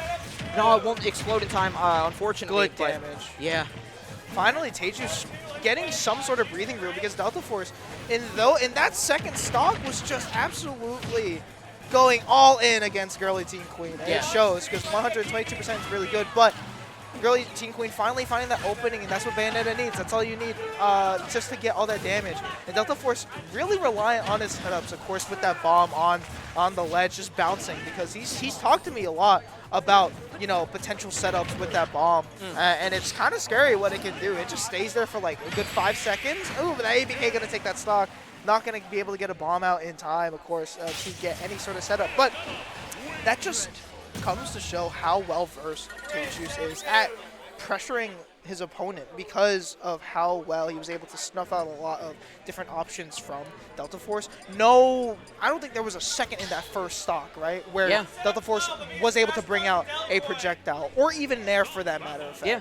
Like using the bouncing bomb effectively as a gyro from Rob, it's not the explosion that matters, it's that 5-second lingering bouncing nature of it.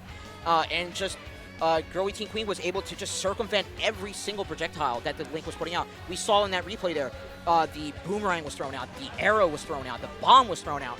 Nothing was sticking for that Link. So it is a huge task for Deltaforce to take here. To go up against, again, a combo-heavy nature character like Bayonetta, when you have to find combos essentially as strong as one of the stronger combo characters in this game. Yeah, definitely. And now if I'm Deltaforce, I have to somehow stop Teju's from being able to get any sort of witch twist, any sort of approach. Of course, Nair is very good. Shielding is also very good. But something that we didn't see in that second game, and I'm a Young Link main, so I can attest to this, is that when Boomerang is sent out, when it returns, you can witch time that. And that is very scary, especially if you are a Link, because when you throw it out, it becomes a detriment to you. Like, it actually becomes a liability in sometimes. So GrlyTeenQueen probably saving that for the last minute, saving that just for, you know, a trick up his sleeve. So something you have to worry about if you're Deltaforce, and I think he definitely knows that with a lot of experience from another Bayonetta in New Jersey named Biscotto. Absolutely. I think it's not being thrown out willy-nilly or haphazardly, as it were. Yeah. I think we're just seeing it on the edge guard attempt because whether the boomerang is going out or coming in, Bayonetta has to spend time getting off ledge, and that just doesn't give a lot of time for Witch Twist to activate on that boomerang. So it's being thrown out in the safest of options, but in terms of effectiveness of the other projectiles, again, speaking it into existence there, my man Jellyfish has the lockdown on the low-down knowledge. Great use of the Witch Twist on that bouncing bomb to convert into the Giant Fist of Bayonetta. And here comes the Giant Fist, Patrick, no! We can't get away from SpongeBob today, can we? No, we can't. I love that show. It's so, like, ubiquitous and elusive in the zeitgeist, as it were. Exactly. Everybody loves SpongeBob. Yeah, so memeable, so it's like, oh, the little tricky bomb hit on that, the damage. Do you get a kill off it? I guess you do. Well, Smash 4, guys. I didn't know we were on a time machine. Dang. do we, like, did that lightning bolt send us back to, like, maybe, I don't know. 2014? 2014. Lima versus the other person, which I will not name. And here we go. Great use of the air dodge in to grab that. And another one off explosion, no less. Calling out the hair trigger explosion of that bomb. Not a whole lot found off of it, but still, like, it is a 3-1 situation. You are starting to get into those red and maroon numbers. Your options are falling through your fingertips like the Hourglass of Sand that is in the Legend of Zelda lore. Yeah. We'll see if Deltaforce has any more Twilight Hour moments, though, but that Twilight Hour almost expends the clock. One last breath of hope here. Final day. Try to get all the references in there. Oh! Carrying it out to its fullest, making sure that exclamation point gets in on that stock claim. And GrlyTeenQueen going to cinch that one up 2-0. And again, on paper, just able to suffocate the projectile player. And, like, if online didn't have lag, you've seen a lot more of that happening and going out more effectively as well. Yeah, and another upset for our stream. On paper, I believe GrlyTeenQueen was seed 38 compared to the Deltaforce, who was around the 26 to 28 area as well. Okay. So another big upset. But, I mean, if you guys were here, you know, when GrlyTeenQueen was still in New Jersey, you know, still in high school and whatnot, he was super good. He was actually a threat, PR potential even. Oh, wow. So he's just picking off back from where he left off, which is very, very nice to see. But I think that entire game, the whole story of that was how Deltaforce couldn't get any setups whatsoever. Yep. Like, no combos, no nothing. We know Deltaforce in New Jersey for being able to get a lot of these bomb combos off, to get up B out of shield. You name it. Anything, like even up B off stage to just catch a lot of recoveries. Tejuice said, nah, we're not having that today. I want to go forward, and you can, you know, torture everybody in losers. But no more from us for now. We are going to take a little 5-minute break. I don't know if we're going to run any ads, but if we do, make sure to follow VGBootCamp. That's going to be very important. Every sub for the Twitch is $5, but you guys probably have a Twitch Prime. And if you guys don't have Amazon Prime, definitely get it, because it supports not only you for getting, pretty quick shipping, you also get a free sub for anyone that you want to, especially VGBootCamp. I mean, look at these emotes. I mean, it's absolutely amazing. You want to get your point through pretty quickly? There you go. You can definitely support VGBootCamp. And on that note, subscribe to their YouTube as well. As you will see, their VODs, just be posted on there after this tournament, as well as their Twitch, their Twitter, their Facebook as well. So make sure to check those guys out.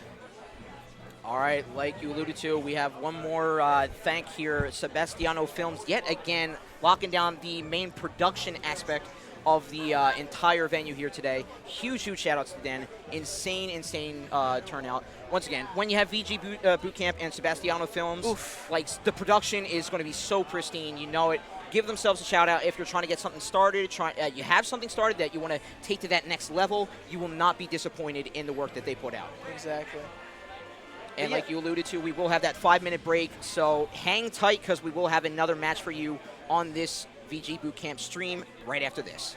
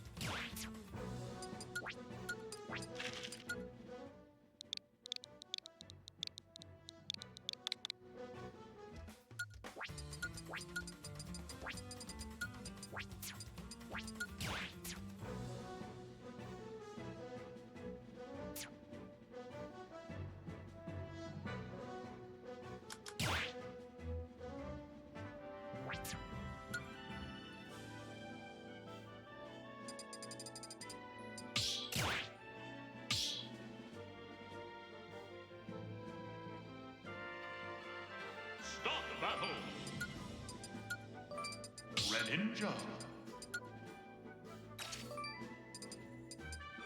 Diddy Kong.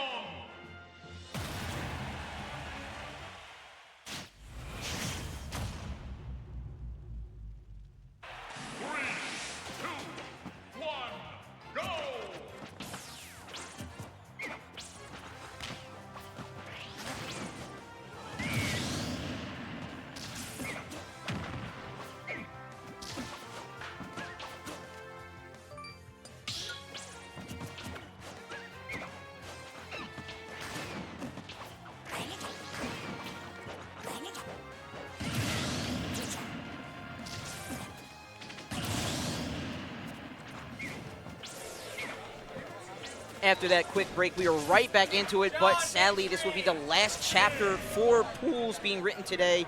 Last of our names being inscribed in the Failsafe book, but it is sure be an explosive one because it will formulate our top 16, which we'll see right after this.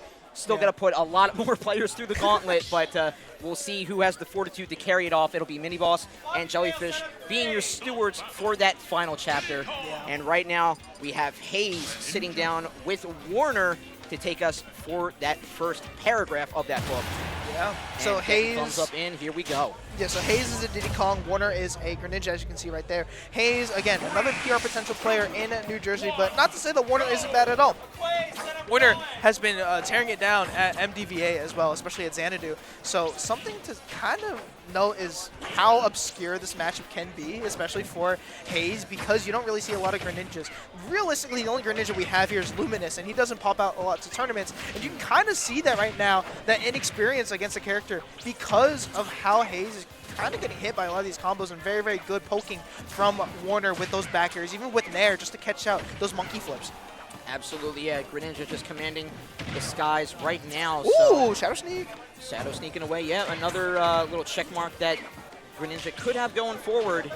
But right now, we'll see Haze trying to get something started in the skies, trying to catch Warner jumping. But right now, not a whole lot finding purchase. So we'll see, again, a lot of aerial hits just whiffing, but they're really trying to peg down very elusive characters. So it's going to be a lot of whiffing, but a lot of calculated whiffing. Yeah, definitely. Because both these characters can kind of just throw out a lot of moves, especially Diddy Kong. Diddy Kong can do it a lot more because of really good frame data, but also the safety net of just throwing out a back air, a forward air, an air even, or even monkey flip because of that kick. So it's like, you can be mashing, but it works out perfectly. Oh, the Z-drop, banana into the Nair, throws it up once again just to dish out a little bit more damage, but Warner keeping Haze on his toes. You love to see it. If only that banana up throw killed. That would have been like a big That would have been funny. But all told, still locking down control is that Greninja in the hands of Warner. Trying to get another Zero drop into Fair, but still hunkering and shield. Good hop away. Great knowledge there for Haze, but still being taken out by the throw nonetheless. With Warner 66 on, Greninja, he doesn't live a whole lot in terms of most characters, and with Diddy Kong, they can have a lot of conversions into some pretty surprising kill confirms. So Warner definitely has to be on his guard getting any sort of extra credit going forward. Yeah, definitely. And right now, I mean, 40% is definitely nothing to scoff off. Good usage of the F-tilt to kind of just two-frame, but again, this is the problem with Diddy, and we've seen this a lot against... Ooh, Barrel Technician! But I was going to say that, Diddy Kong can't really kill, and then that happened, so I was just going to stay shut. No, you're absolutely right. I mean, once again, the up B of Diddy Kong being so explosive on ledge, but speaking of explosive... And you're dead!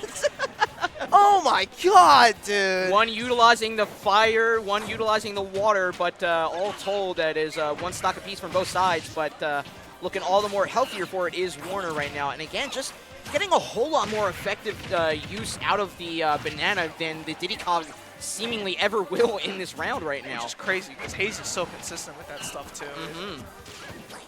But fair play to Warner, who's trying to get that up smash. Good tech from Haze to just avoid that, but only 51% on that second stock. When you're at a deficit as Diddy Kong, it's so difficult to come back from that.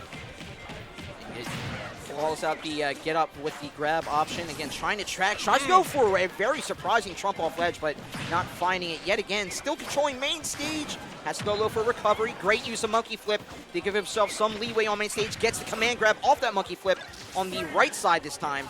And can we see the banana slammer? Can we see the banana slammer? Is there a drop? No. Good feint away from Warner to avoid that option. Definitely. Goes for the back throw. All right, just sending his opponent once again off disadvantage. Gets the roll read. The up throw not going to kill. Looking for the upper as well. Yeah, that was a great DI mix-up with that up throw, but still What? Not sending up off the top just yet. Warner still finding signs of life here. Has Banana in back pocket now. And again, patiently waiting as Warner gets the trip, gets the read. No! Low profiles because of the fall off the Banana. And again, just the breath of life falling in, finally gets the throw out. And correcting the record, as it were, is the Haze taking, falling, unfortunately, to that round there against Warner. Yeah, and again, I feel like it was unfamiliarity of that matchup, but also just in general, Warner's ability to kind of just get in and stop Haze from getting any sort of combo off. That forward smash, killing at 79 is absolutely crazy, but that's just the story of Diddy Kong. It's just a lot of combos that you have to hit consecutively, and if you can't, I mean, you struggle to find damage, because Diddy Kong can't kill. It doesn't have that raw kill power. Has kill confirmed, sure, if you can hit them. But we're going on to, I believe, Town and City. Yes, that is it. And, I mean, same old story. Side blast zones, smaller. It's going to work out for Diddy Kong. But that forward smash, even Shadow Sneak, back air, all those different moves, Greninja really benefits off of horizontal gameplay rather than verticality. I was going to say, yeah, like, you can even find things like Fair, maybe at higher percents, could take out that Diddy Kong. So we'll see how Warner finds the benefit of this reverse stage pick here. We're seeing Haze gravitate a little bit towards those platform games. What do you think is there any sort of disadvantage that Greninja finds from tracking away from the breadth of the main stage and going towards platforms instead? No, I feel like that actually gives a lot of opportunity for a character like Greninja to kind of just recollect themselves because of very superior jumping heights as well as just really good maneuverability. I mean, you can't really catch them on the platforms if you're Diddy Kong. I mean, a forward air can be easily spotted out. A side B is probably your biggest threat, but I feel like going on those platforms is going to be really helpful because of how good Water Shuriken can be as a projectile to keep your opponent at bay as well. And the jumping nature of Diddy Kong can be punished so easily by that move. Great insight there. And with these side platforms now retreating, it's something that these guys are going to have to quickly consider as we have tri-platform coming back in a minute here. And again, trying to pay down, trying everything with that banana, still surviving nonetheless after failing with a banana. But again, Warner still on top of things right now. Can't find the purchase of the slide nature of that up smash. Not connecting with final hit. Gets the command grab, send off yet again. And again, the horizontal nature not working out that time around, but it is very what an F smash! Cutting the edge of that blast zone, finally finding it there. And now Haze finally on top in terms of momentum. Yeah, finally getting that lead that he's been trying to get for so long. And now that he has it, I really want to see what he's able to do with it. Just delaying the timing of that barrel. Also, very nice movement right there. A little bit of the V reverses. Yeah, that was very nice. From Haze. Gets hit by that forward air.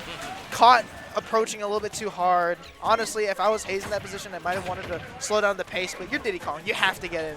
I mean, no matter what, right?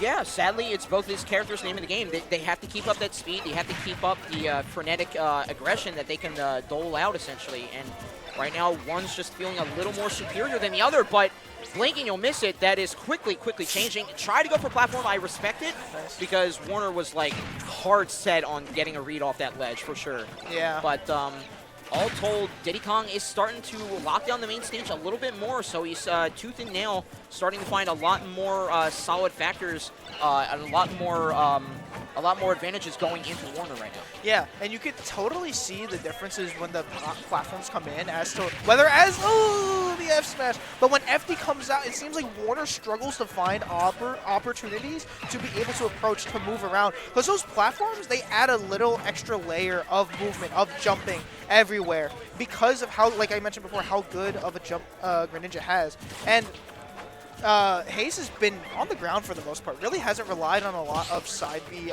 auto platform cancels. Yeah. What kind of interaction was that? The grab to trip into the banana was absolutely crazy. But Haze has this on deck right now. It's his game to lose if he's not able to get it. Oh my word! No way! Again, false pressure with that banana. You know, the Alabama slammer you were talking about, right?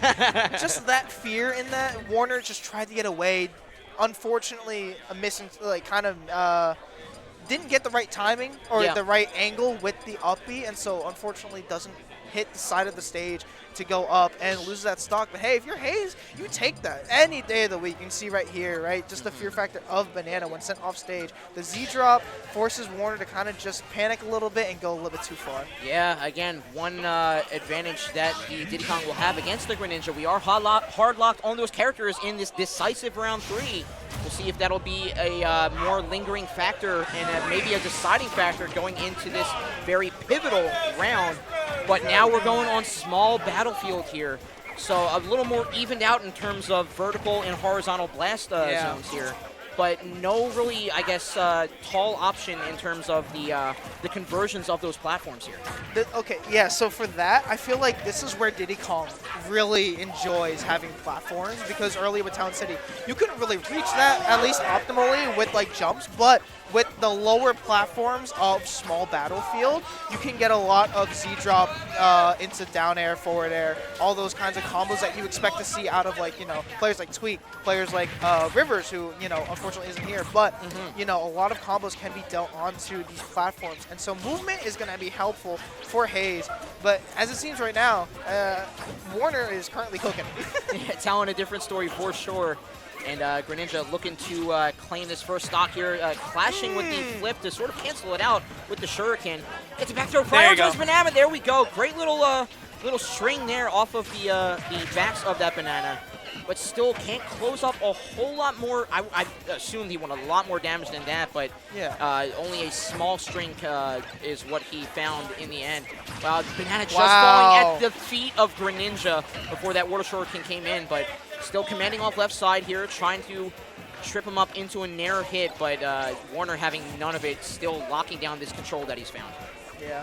And both these guys are very jumpy right now. They're currently trying to just play as much neutral as possible. Goes for the flip kick, whiffs it. Yeah, it is game 3, right? No risk can be taken. This is winners quarterfinals.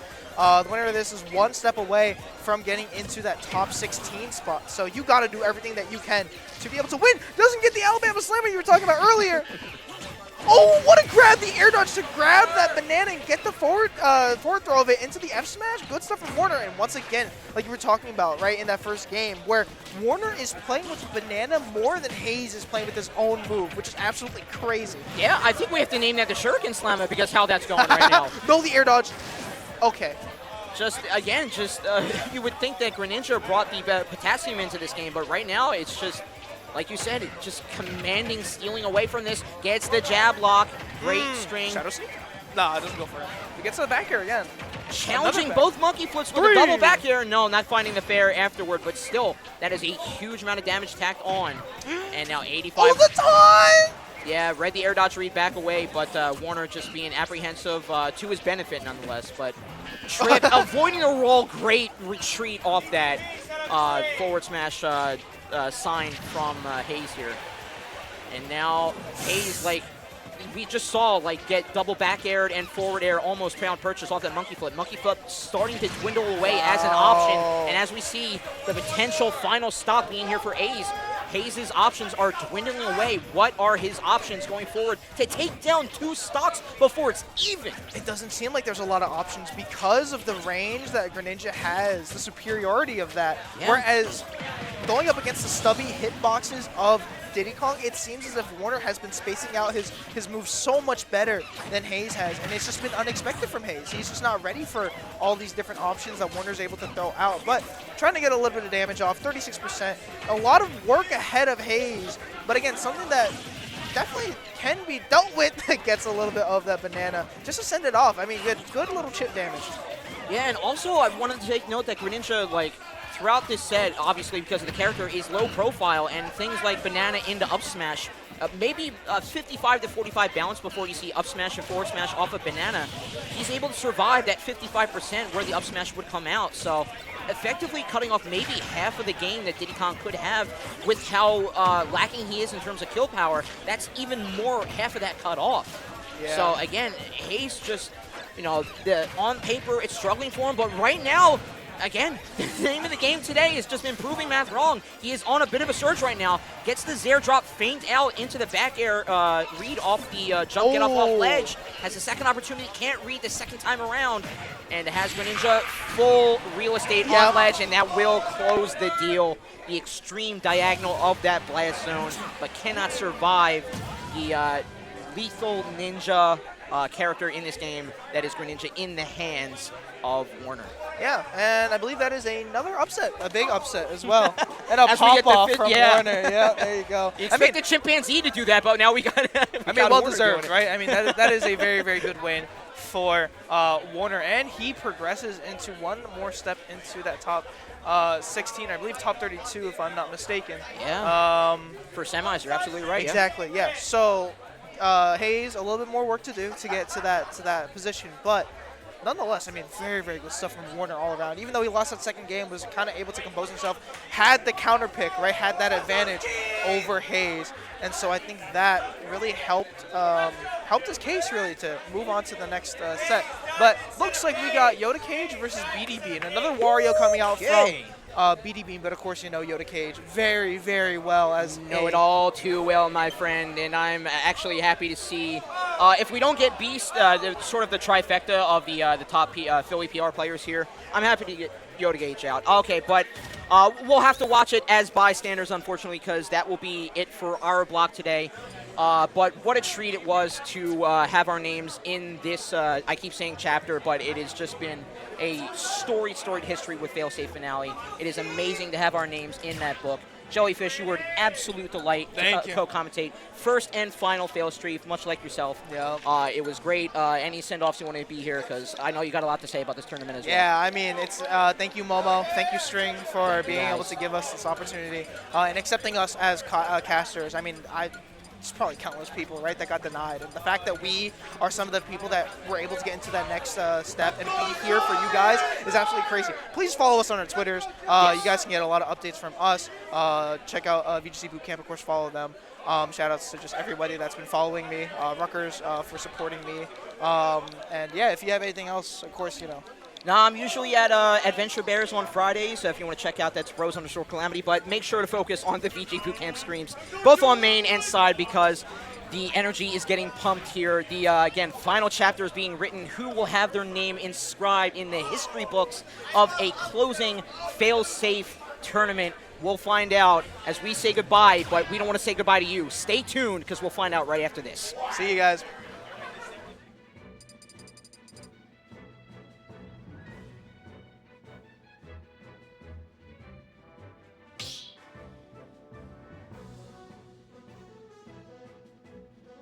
Start battle.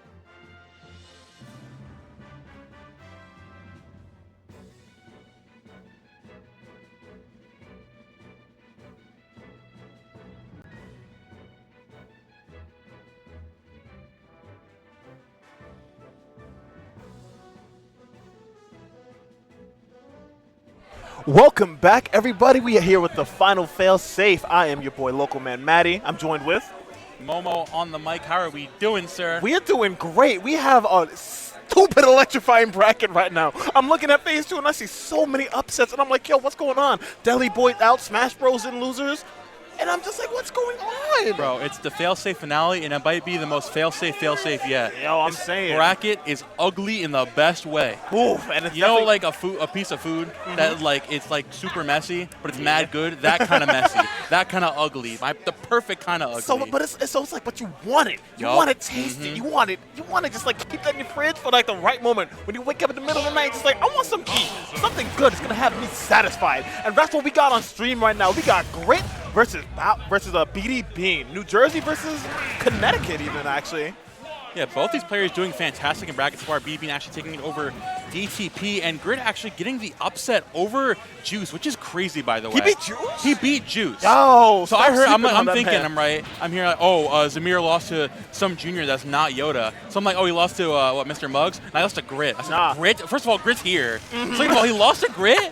That's a crazy good win. Nah, Grit is like, whew. Grit is also mad good. Like, he's been like kind of just tearing through the brackets in New England and Connecticut. And he's just, I'm telling you, like, one of my most improved players of the year, I will definitely say for certain.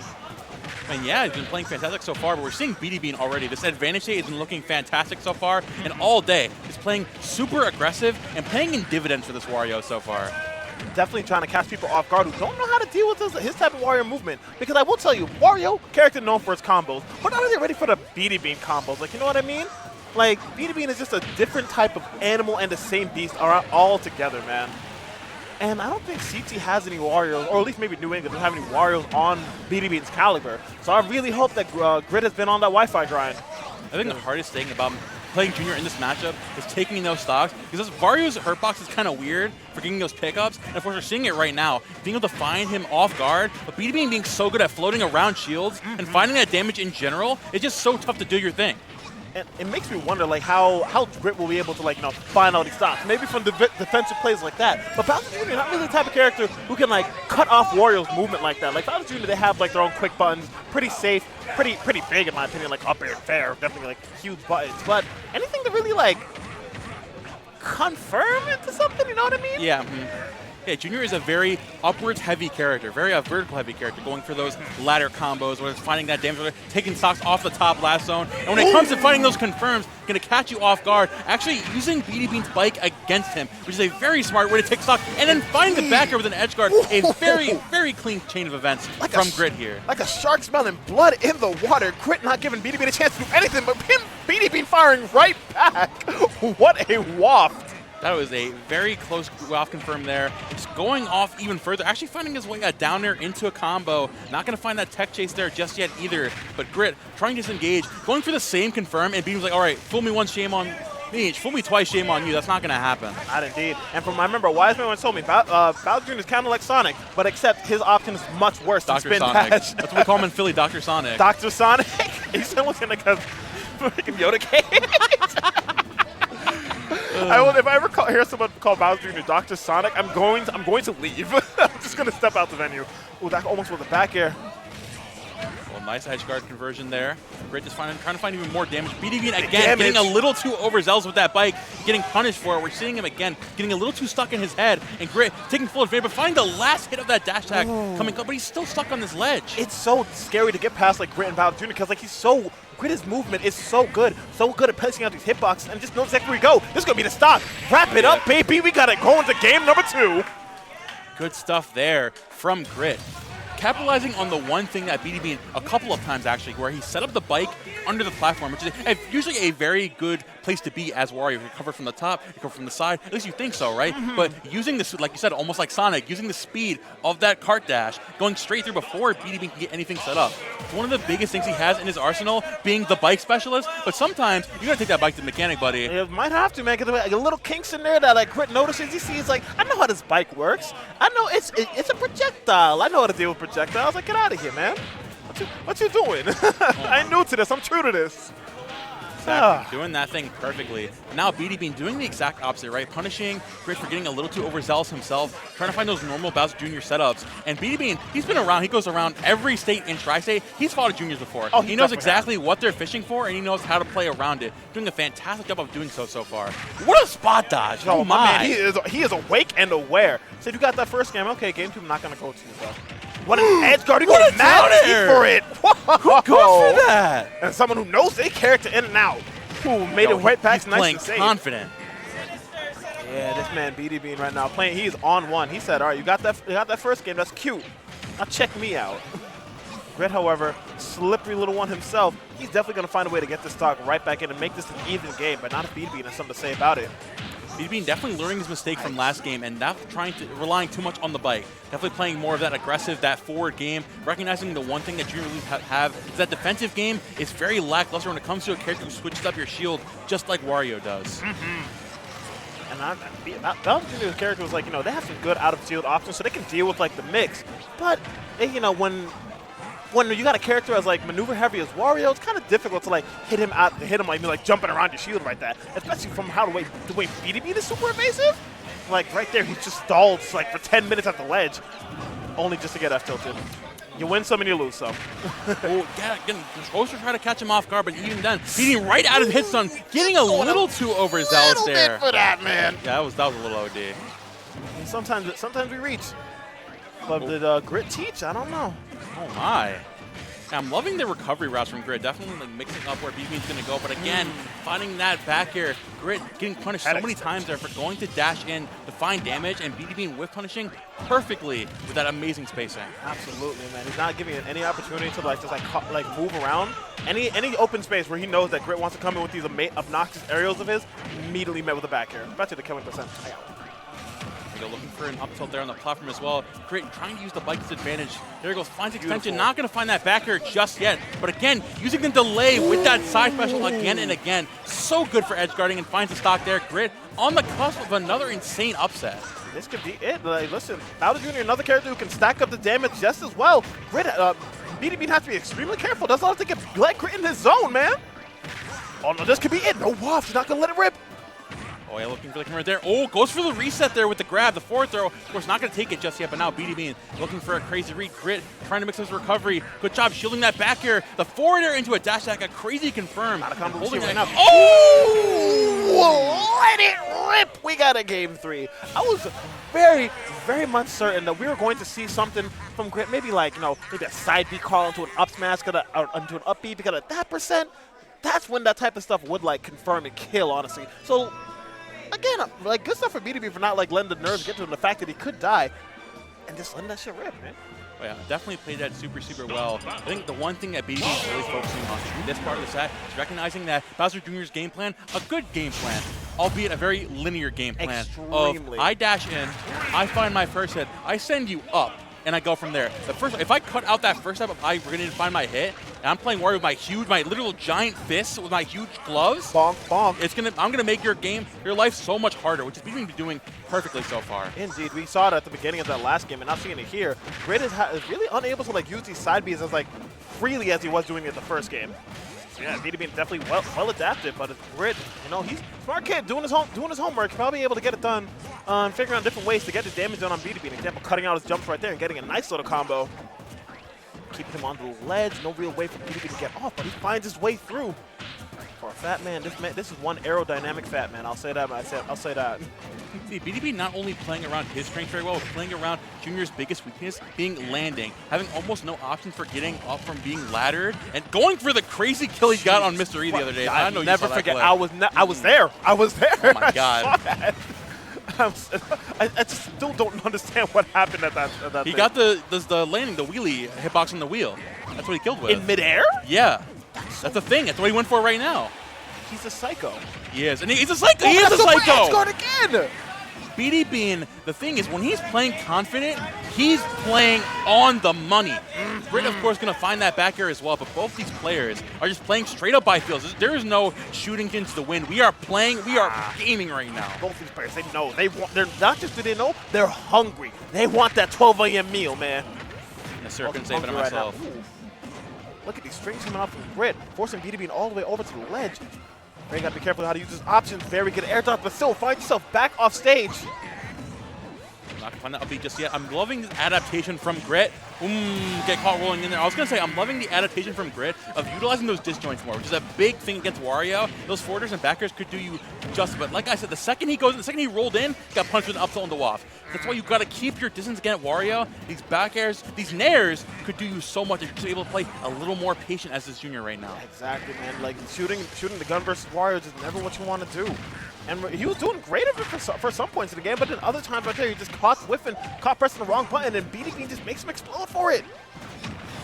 This advantage has been hot so far. Goes again for another nair, knocks him right out of that bike. Looking to find another opening there. Good air dodge and finds it with that back air. What Grit a whiff punish. Finding those whiff punishes super, super well, and now is being able to get that damage up, which has been the hardest part for Grit in this entire set. Yeah, but here's something big to start right now. Never mind, didn't get the launcher on the down air that he was always looking for, but the mix-ups coming through from these up airs and falling aerials. I'm loving it from Grit, man. It's like watching him play. I'm not gonna lie, it's kind of a work of art. Because like, I mean, the tri-state, we have no shortage of Bowser Juniors. We have some in New York. We got plenty in we got one in New Jersey, and then we got the king of Bowser Juniors himself over there in PA, Mr. the doctor himself. But Grit is just like bringing something new to the table, bringing something some mix, some combos. Oh, it's so cool to see. Even if I'm getting mixed while fighting it, it's so cool to see. I think the smartest thing right now is being with all this rage, all that damage, playing patient. You're crazy. And like I said, life giveth and life taketh away. Like I was mentioning throughout the entire set, the way he went out, he got a little too aggressive. He was doing so well, using forward air and back air, using his disjoints, playing outside of BeatyBean for just a second. He's like, you know what? Let me go in. Let me find the ground. He does it one time, and Brad catches it. He said, that is the note of an effect of a magnificent player. Of BeatyBean being able to catch that, recognizing, he's playing really patient right now. I know he's gonna get greedy once. I'm at 46. He's going to want to get that damage. He's going to get greedy once. The second he gets greedy, you're mine. Bang. You're mine. Out of there. You're gone. That was an amazing set. And that's the only set I'm going to be on here now because player 4 just got out of bracket. I'm about to dip. I'll see you guys again on top 4. Thanks so much for watching Failsafe Finale. Always a pleasure, my boy. Thank you for catching with me, my boy.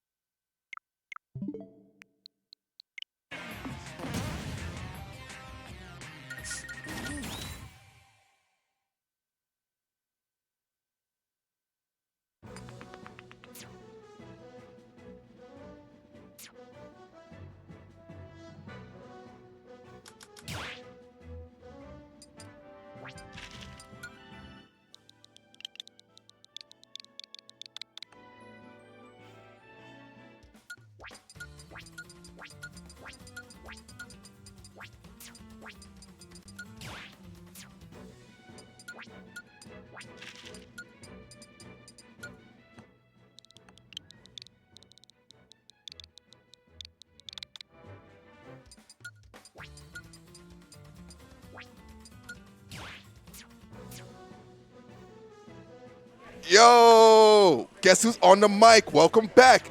Player 4, local man Maddie. We in here. The New York duo. You already know what's going on, baby. Black on black. Black power, man. Yeah. And Juneteenth was last week. No, it was this week. Yeah. We powered up still. We wilding out. I'm still feeling it. Are we getting the black on black set too? What? Word? That DTP and Juice? Is that us? Oh, wait, this is going to be a banger. Oh, that's us? This set is, yeah. Juneteenth is here. I love it. This might be a violent set, and I'm here for it, honestly. That's Philly on Philly action, too. DTP, well, DTP, like Philly, Long Island. He's Philly, Long Island.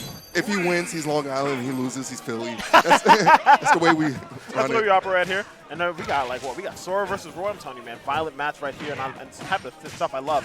DTP getting a strong combo. Oof. Yo, and look at this. This is losers. Winner of this. Losers?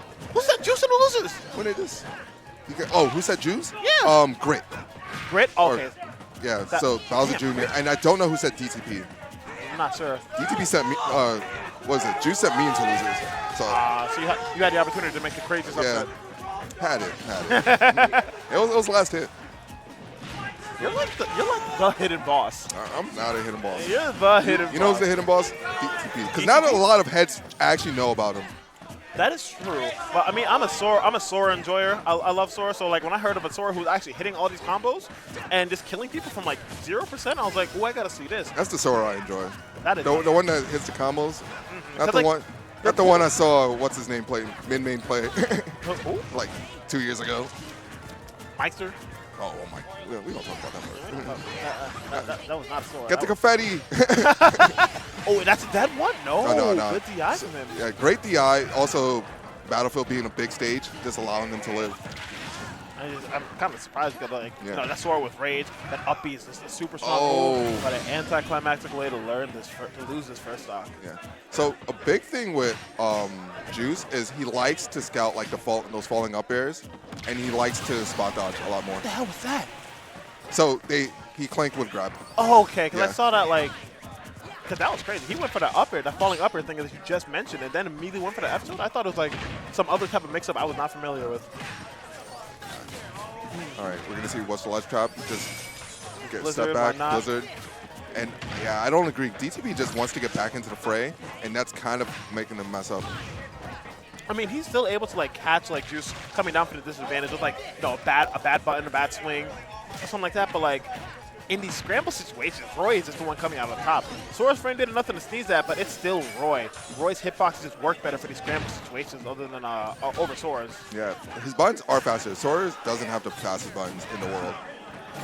And also with him being super floaty, he can just explode like that. That was gnarly.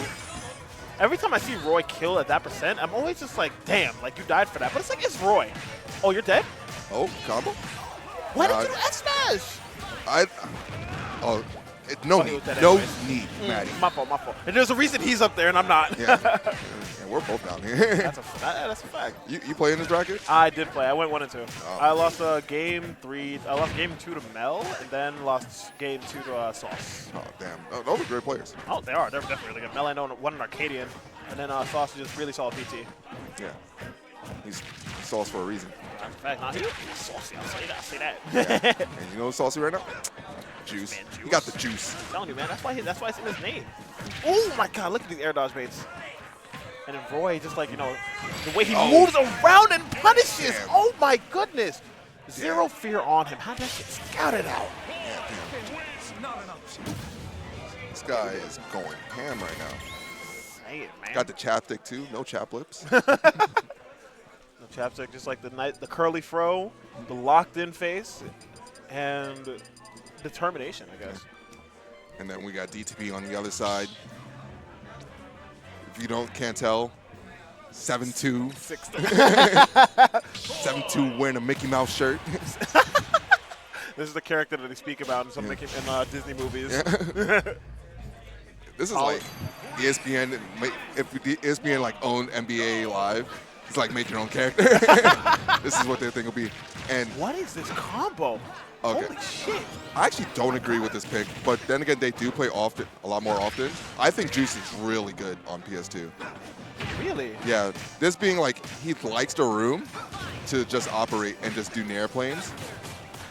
And for whatever reason, I think because he just always goes back here, it's just more comfortable. I can understand the reason why, and also stuff like that. What a chase! No need for back air. Yeah, he just knows. Yeah, he's kind of gnarly like that. But PS2 for Sora, I think like one of the reasons that DTP like picked the stage, probably like, you know, smaller ceilings and blast zones as opposed to like Battlefield, and not to mention he can still like work with these platforms and get like nasty extensions that could take Juice's stock pretty early. Yeah, and again, you see him trying to scout out these jumps. He's playing the anti-air game. These falling up airs, and whether it's weak or not. And then once you're grounded, he knows that if he gets max range Roy down tilt, he cannot punish it. And sweet spot, dash attack, holy mother's ghost. Caught him mashing too many buttons out there on the side. Not what he wanted to see. I saw that kill. That stank face. That's all I can say about that. Gave him one of What? Oh, custom. You know, we're talking about the DTV combos. We got to talk about these, the Juice combos. Like, Jesus Christ, the jab into reverse up air? My dude's going crazy. All right, Oh, falling okay, out. that was beautiful. Still alive. This up B super stale. Maybe Sora cannot kill. Who told you that? Yeah, man, this way he's looking right now. Okay, there we go. A bit too long. 166. I mean, that up B was just mad stale. Now, if I told you this is even, would you believe me? Nah. And that's why. I felt that one in my soul. So, I was angered. I was paid. Kind of beat him up. It's like that entire game. It's just like DTP was unable to get like any of its big combos really started. Yeah, we're Like- going to get a replay right here. Like you're gonna see like right here, like. Put him off. DTP has nowhere to go. Side B does not grab ledge automatically. No, it does not. And it's like, you know, you would think that's like, you know, DTP would be able to like, not sure, like, find a way to like, you know, just like delay the side B so that he's not going for ledge immediately. Just like add a little more mix up in the area so he's not dealing with Yeah, no. It's all right. so he's not dealing with you know, this like the threat of the ledge trap. Just like make it a little, add some mix so that way you can hit him with that side B going up and then like, you know, be safe on the ledge. Yeah. All right. So if you're just tuning in, we're here at Failsafe. We're still doing pools here. Me and Maddie are going to bring you into the top 8.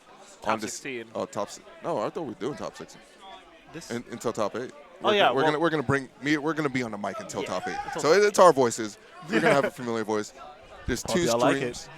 There's 2 streams going on. I don't know the links, but I'm glad you're here. VGBC 2. 2? Yeah, we're in VGBC 2. Okay. And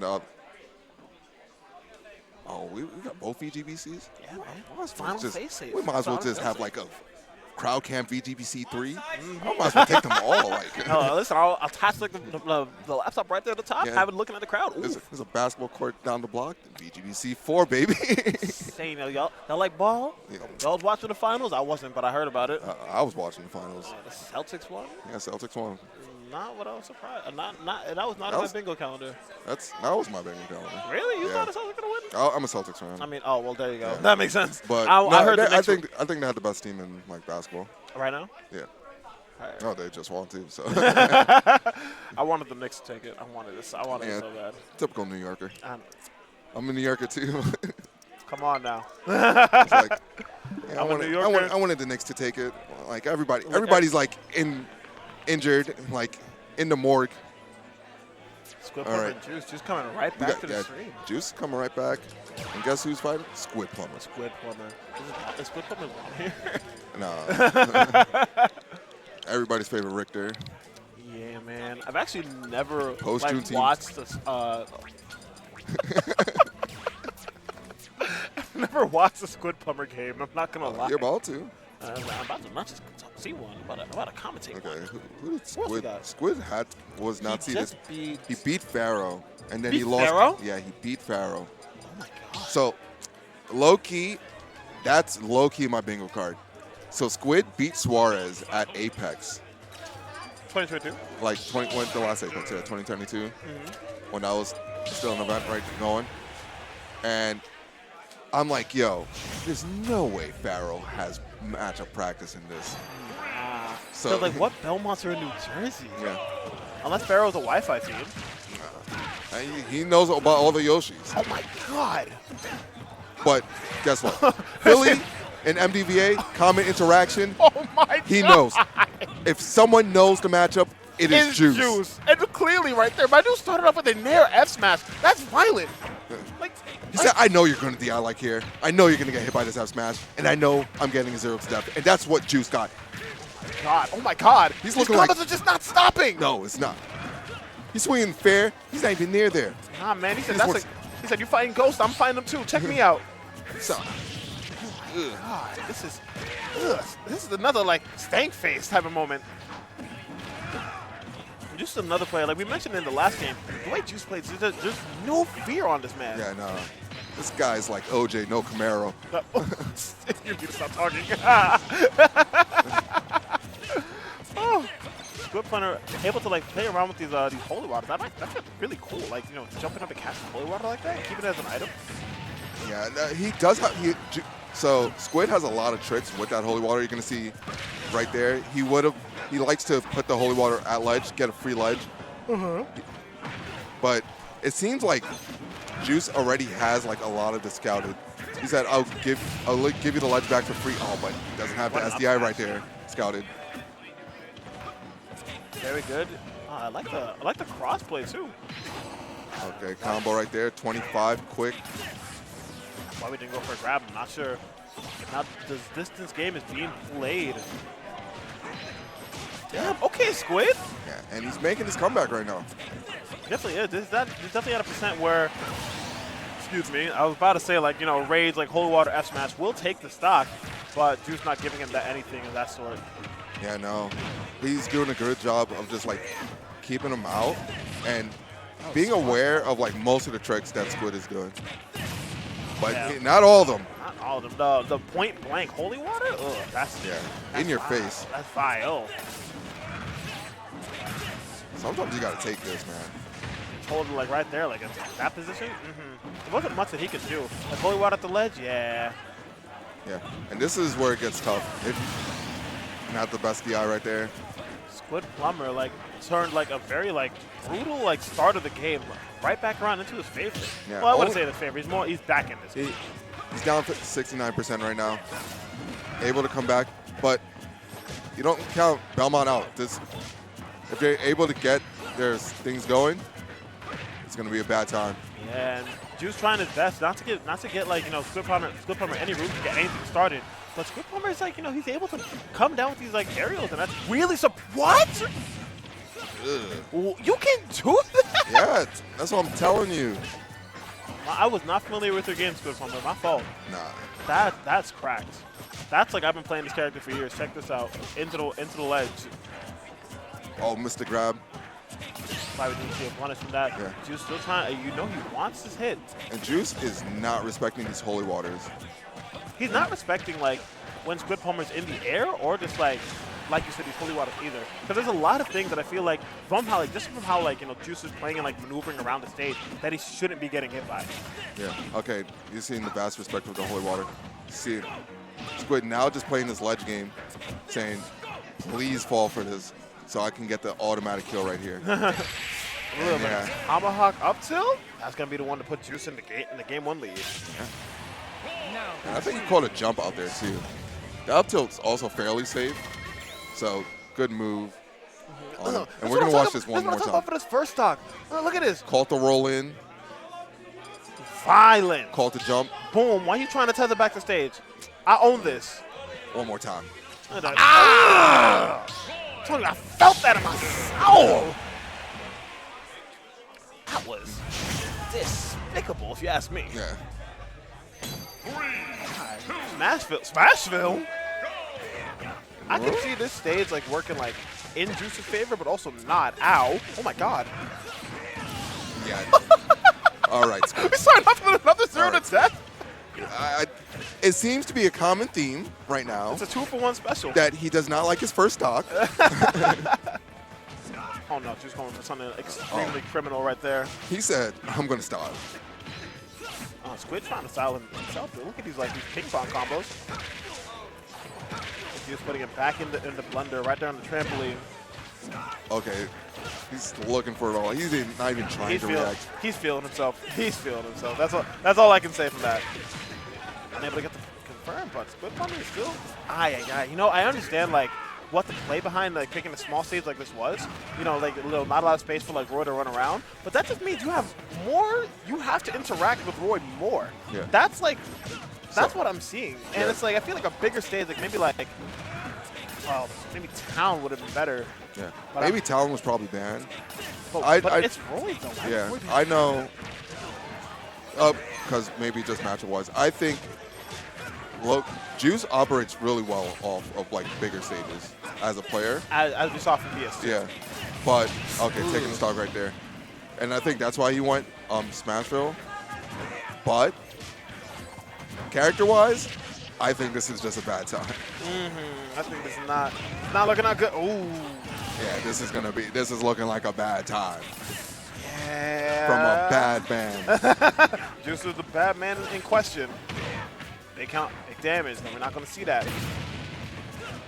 But instead, we're going to see the juggle situation again. Yeah, caught him. Oh, no. Yeah, able to get back. What was that? Yeah. No! That is... Hey, Juice just qualified to make it out of Pool's loser side. Yo. Congrats to Juice. Professional bag fumbler right there, Mr. Squidplumber. Down at 17th place. Yeah, sucks. What's he gonna do? Sucks. It's kind of sucks because like in the first game, we really saw him like, you know, able to like keep Juice in like a spot like, and then as you said, Juice started like maybe respecting more of his pressure. They started respecting a lot more of the projectile, especially the holy water. Yeah, let's look at this. Look at this. Look at this. He's falling up air, jab, get him out of here because he can't grab ledge. Oh man, Boom. your tether sucks. It's over. Stock done. GG's. This is my game. He's just a guest. You're not even first party. All right.